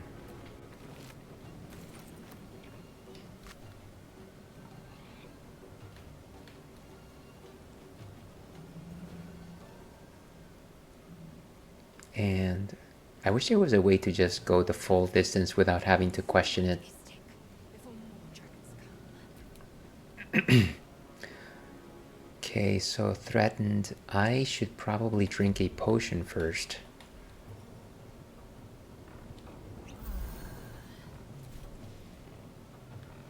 And if I move, I'm going to trigger an attack of opportunity, so I might as well just strike first. Ah, I missed. Come on. Let's try to make it as far away from them as possible. No, maybe just leave her where she is. Nice. Okay, my turn. I'm going to try to use, what is it? My skill. Hopefully that heals him. Okay, good. I don't know that that was worth anything, but I kind of just want to save this guy. Jeez. And now we're gonna flank.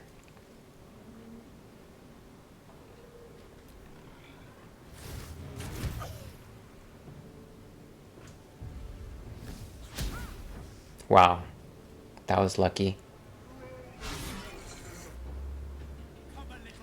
More demons are coming. We gotta finish this quickly, folks.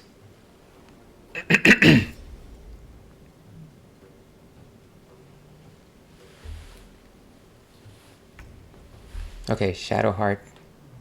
The power is yours. Come on. The helm's alien transponder. You've made it in time.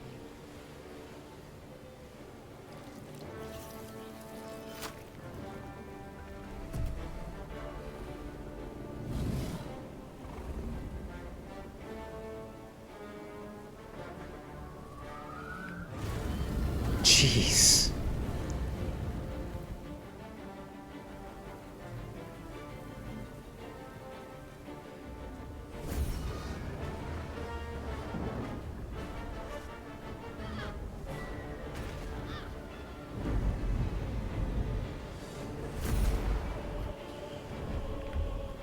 Okay, and there she goes. As opposed to me. I hope she makes it.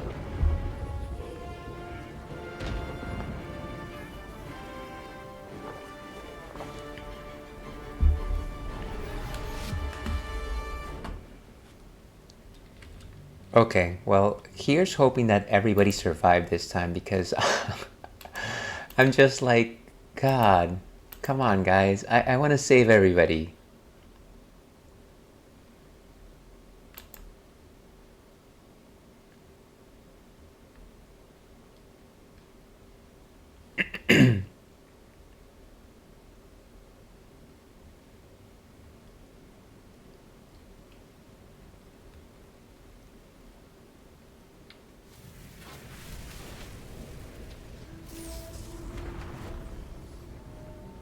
Okay, so obviously the ship is going down.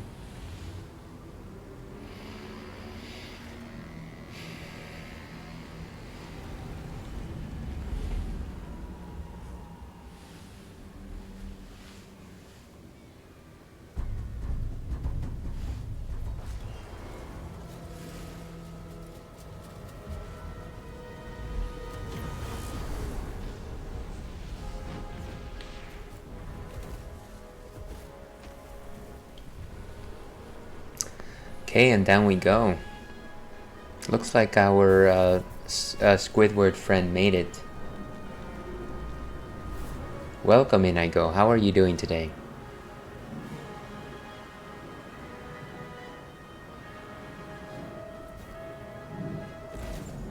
Oh, and it seems like we're levitating. I wonder if that was the ability by the squid guy.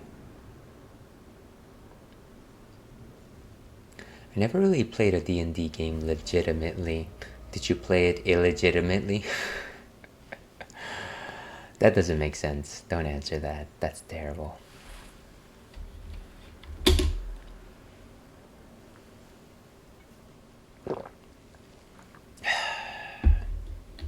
That is high quality H2O. Squirms in your skull. Check myself for injuries, of course. The infection more or less intact. A miracle, given everything you've been through. But it'll all be for nothing if you don't find help soon. The tadpole is a death sentence, and the clock is ticking. You need a cure. Tick tock, tick tock. Okay, well, I don't have any of my party members, I guess. That's unfortunate. Here's hoping that they survived. Whoa.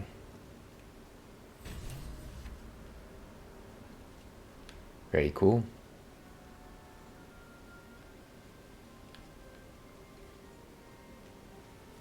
Fresh water. There must be a settlement somewhere nearby. Let's see if this time Shadowheart is not just dead on the beach. I guess it could still happen, but I think that if that is the case, we can say that we've done our due diligence and we just didn't find a good way to save her.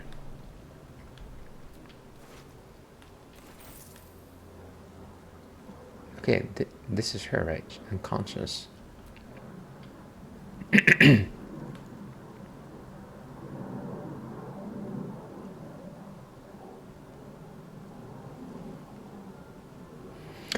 Let's wake her. Thank goodness she's not dead. You're alive. I'm alive. How is this possible? Yeah, I don't know. Your guess is as good as mine, I think. Let's see. I was hoping you might know that. Let's be hopeful. It doesn't matter because we made it. True. Seems like we're the lucky ones, judging by all the corpses strewn about. I remember the ship. I remember falling. Then nothing.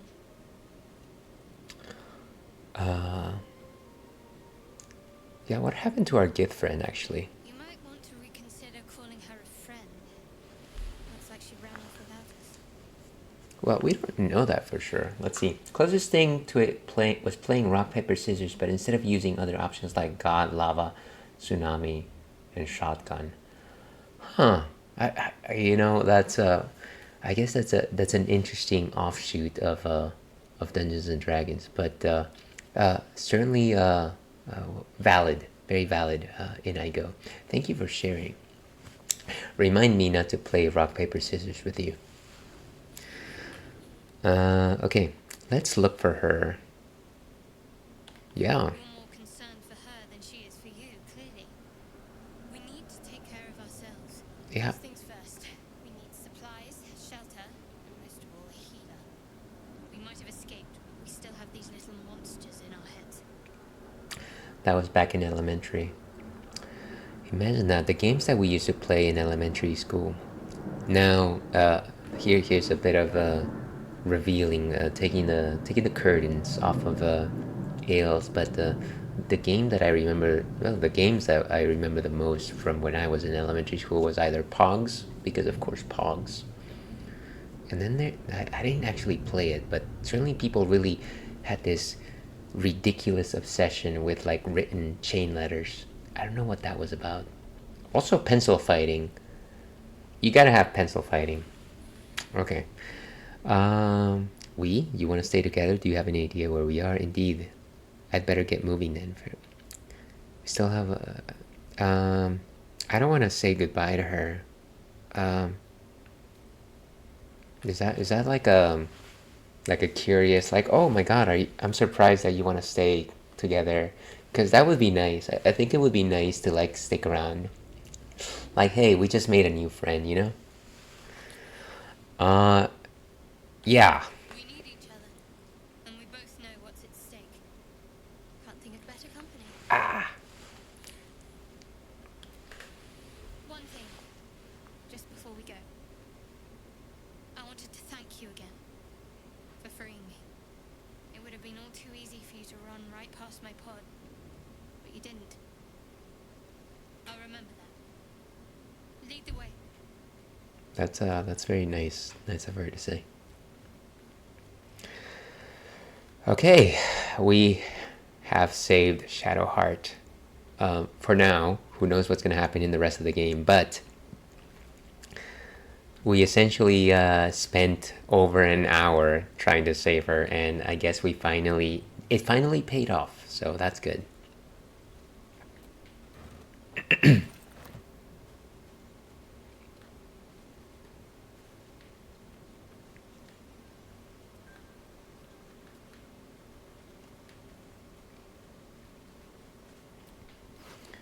And let's take whatever we can find from here. If we go back into the ship, what's going to happen is we're going to get attacked by those creatures again. And I wonder if that's worth doing. Like, I might save and try to see if we can actually get some stuff from there. Yeah, I think that's what we might do. That's where we came from, of course.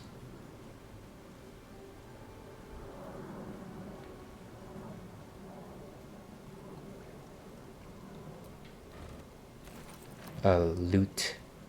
Okay, so let me go ahead and save here.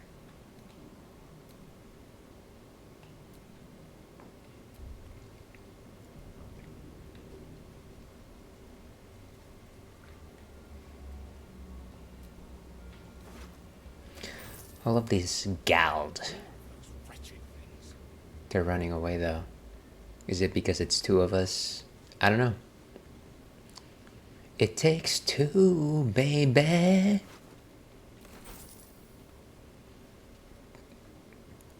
It's certainly one of those save regularly games. I can see that. I can see that already.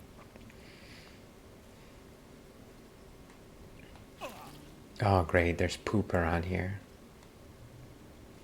Okay, so let's go back into the... What? There's just stuff that I shouldn't be stepping on.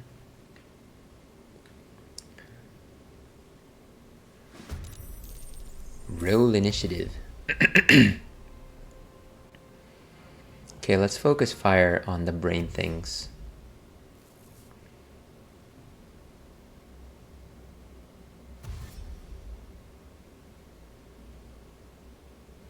Vicious filth.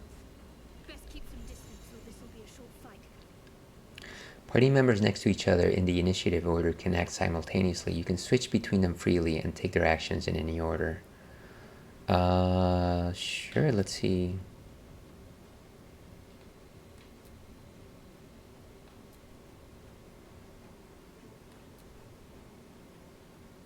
threatened opportunity attack. Time to push my luck again. That's not what I wanted to do. I actually just wanted to attack.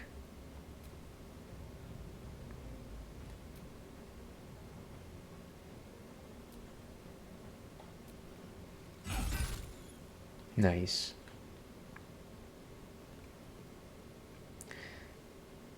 Okay. We stick here. Need to act fast. And we take care of this thing. Beautiful.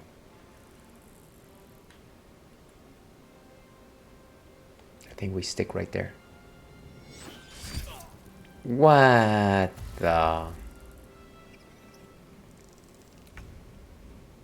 Okay. So we're gonna try to take this thing out. After her turn is my turn, so maybe I can recharge. Where do I go from here? Here's hoping that I still have a not available.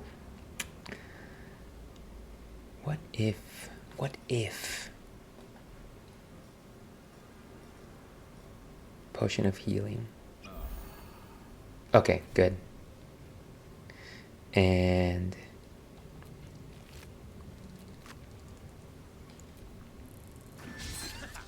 nice. Oh gosh, that almost took her out.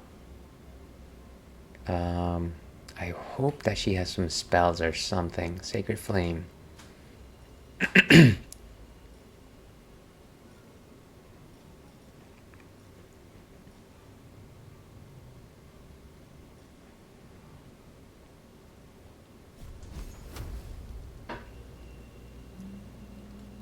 Let's go and target. Close. Target is too close and it is threatened. So wait, maybe we move away first, but it provokes an attack of opportunity, so that's not really a good idea.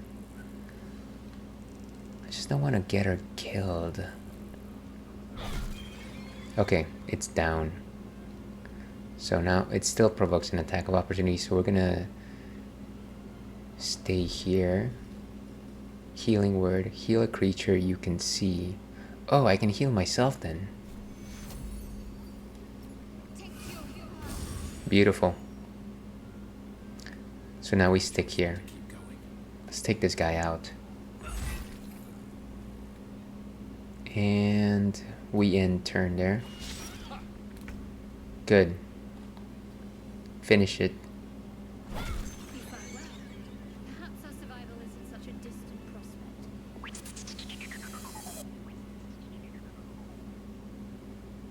Gotta do it for the culture. You just redeemed light him up, didn't you? Okay, we're gonna do it.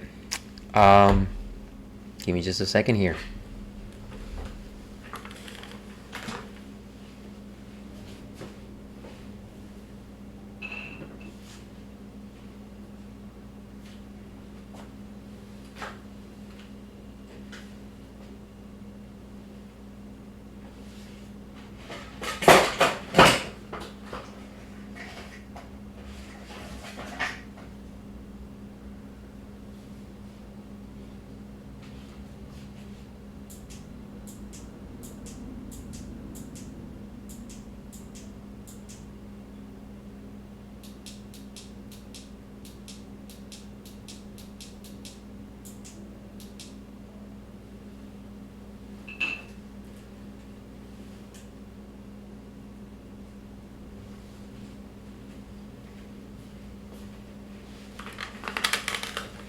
All right, so here we are.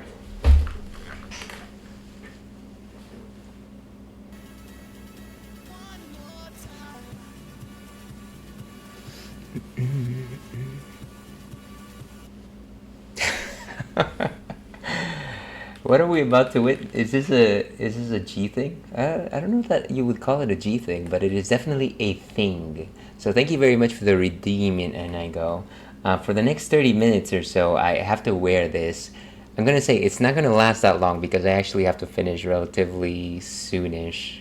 Certainly faster than 30 minutes, but I appreciate you calling that into action. I might have to complete it next time. So yeah, these are my LED goggles, so check that out. And it's not as unbearable as I thought, so there we go. we have gone full digital. Okay. So let's keep going over here. Once again, in I go. A shout out to one of our longest and dearest supporters from the darkened days of the Ales and Fails stream. I wonder what else we can explore around here. Nice specs. Yeah, they're pretty neat. I saw them and I was like, I gotta get those. I gotta try those out.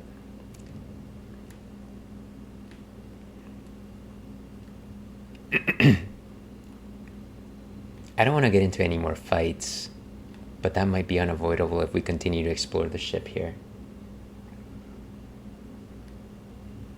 And see, the nice thing, I guess here's a little bit of a showcase here. It actually has slightly different configurations depending on what you want to do. So let's find the blue to complement the pink, shall we? Each side actually has its own different coloration. How's that?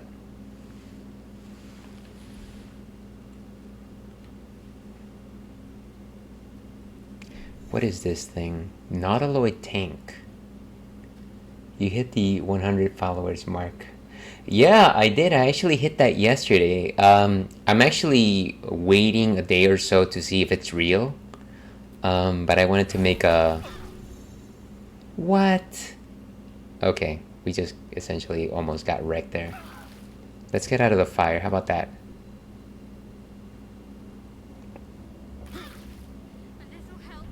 What do you want me to do?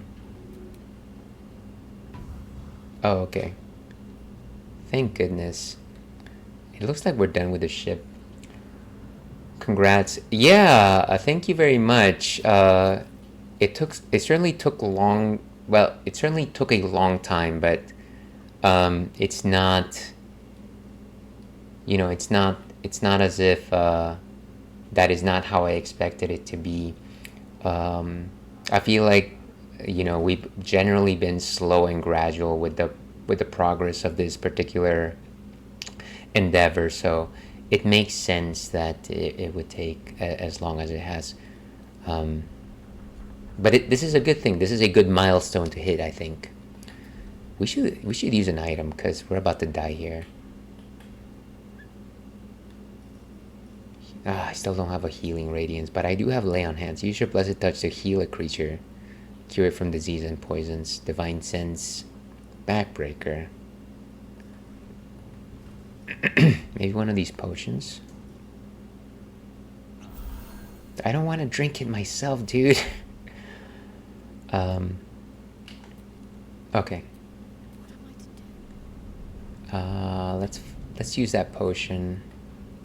We're quickly running out of potions. I hope that they're like super cheap when we find a shop somewhere. What are you buying? Honestly, I don't really want to keep exploring the ship because I feel like everything I step on will cause me pain. Ooh, look at this, all this stuff.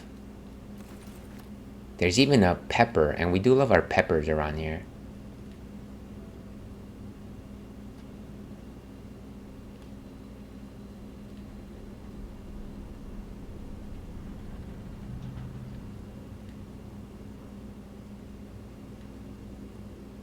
What is this? It's a dead mind flayer. It's not our friend Mind Flayer, though. The one that saved us. Footprints. Yeah, let's go find them. Ooh, what is that? A portal? There's goblins over there. Worth checking tonight, maybe. I don't know that I want to go into this portal yet. Was that an RE4 I have very few references to Orc Manor. Of course it was an RE4 reference. Take everything. Bake them away, toys.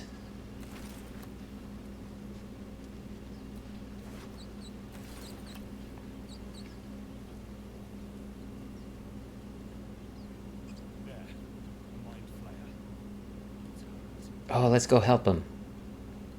That thing's bound to be dangerous, even if injured. Let's be careful. Approach the dying Wednesday. This is the thing that abducted you. You could end its life here and now, if only you didn't feel compassion. I do. Compassion. It does come. It does come to me. It's a natural feeling. I just have this ridiculous desire to save everyone. Let's give in to this emotion. The poor creature is on the brink of death. This is probably a trap, by the way. Time. You'd give your life to save it, to nurse it back to health. That doesn't seem right. Then the feeling slips. The creature's mind seems to focus elsewhere. Concentrate on its thoughts.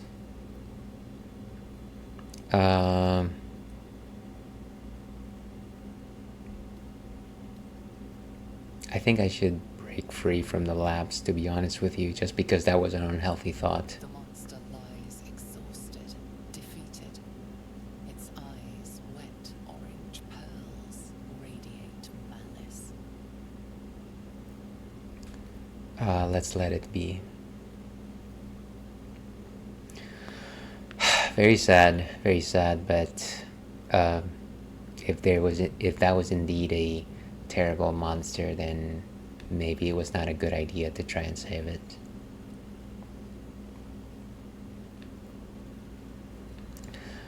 Okay, I am really hoping that there's a town somewhere and it's nice and I can find an... I've got one of those brain things called. There, in the grass. You can kill it, can't you? Like you killed the others?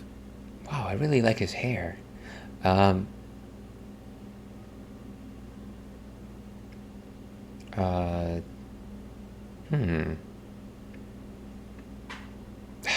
Yeah, let's do the heroic thing here.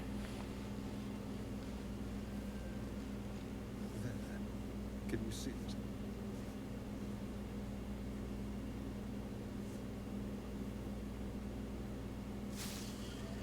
What?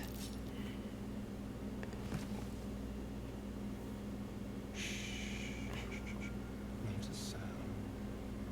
Not if you want to keep that darling neck of yours. And you, keep your distance. No need for this to get messy. I need him alive. Stow that blade, or I'll show you just how messy things can get. Promises, promises. But I have other business, I'm afraid. Hey, I saw you on the ship, didn't I? Not. yes, you did see me on the ship. I can't tell a lie. You're going to tell me exactly what you and those tentacle freaks did to me. They took me prisoner just like you. Don't lie to me. Your mind twists. You're looking out of unfamiliar eyes, prowling dark, busy streets. You try to hold the memory, but it fades to the worm, the light, the fear. What was that? What's going on? And once again, welcome in, John. How are you doing? What's going on here? Yeah, I'm been ensnared by I believe his name is Asterion, but he hasn't. Oh yeah, he has introduced himself. It's the Mind Flayer's worm. It's connected us. Let's talk. We gotta talk. There's a certain kinship here.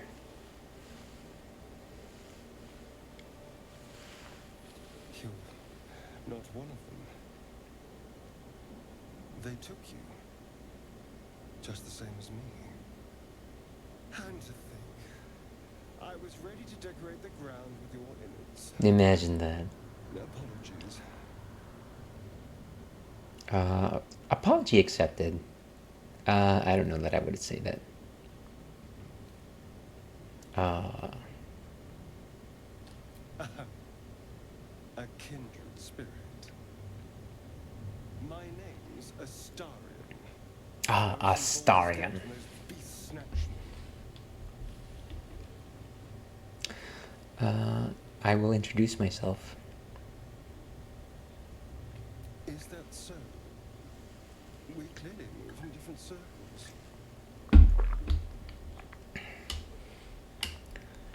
Um,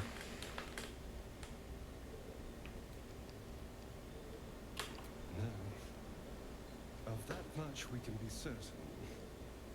These worms are already affecting me. I can feel it. Now, what to do about it? Doing well. Glad you finally picked up Baldur's Gate 3. I heard it's good fun. Yeah, it is indeed a very popular game. Today is the first day that I'm actually playing it, so here's already made a mess of wrong choices, but you know what? It's okay because there were just a lot of times to actually stop and pick up a save. Let's see. And what to do about it.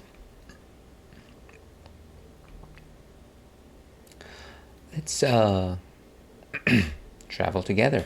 You know, I was ready to go this alone, but maybe sticking with the herd isn't such a bad idea. I concur. You seem like a useful person to know. All right. I accept. Lead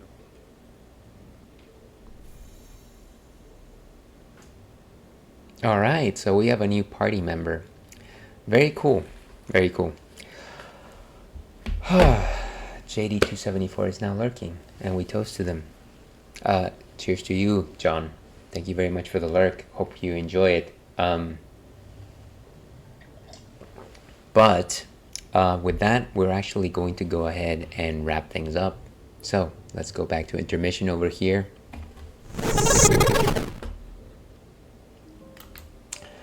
So I think we had some good fun here. I think we had some very interesting developments, to be honest with you.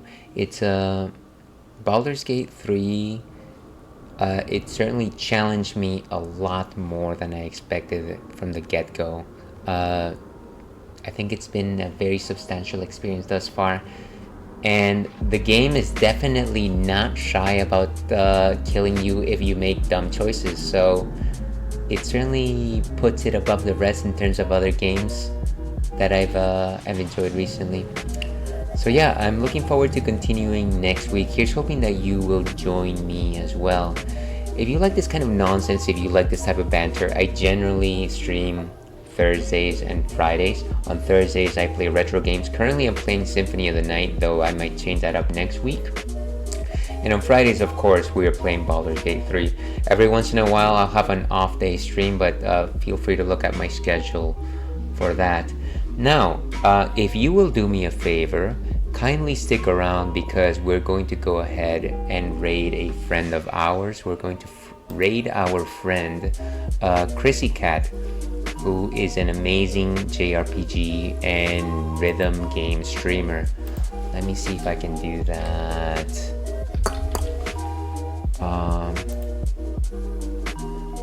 So yeah, let's go ahead and raid her. Thank you very much everyone for joining us today. And let's see. Thank you for the stream. Had fun hanging out. Enjoy the rest of your weekend. Thank you very much for stopping by, Dark Panther. Very much appreciate you. And to everyone out there, as I like to end things, stay thirsty, LPAC. We will see you again.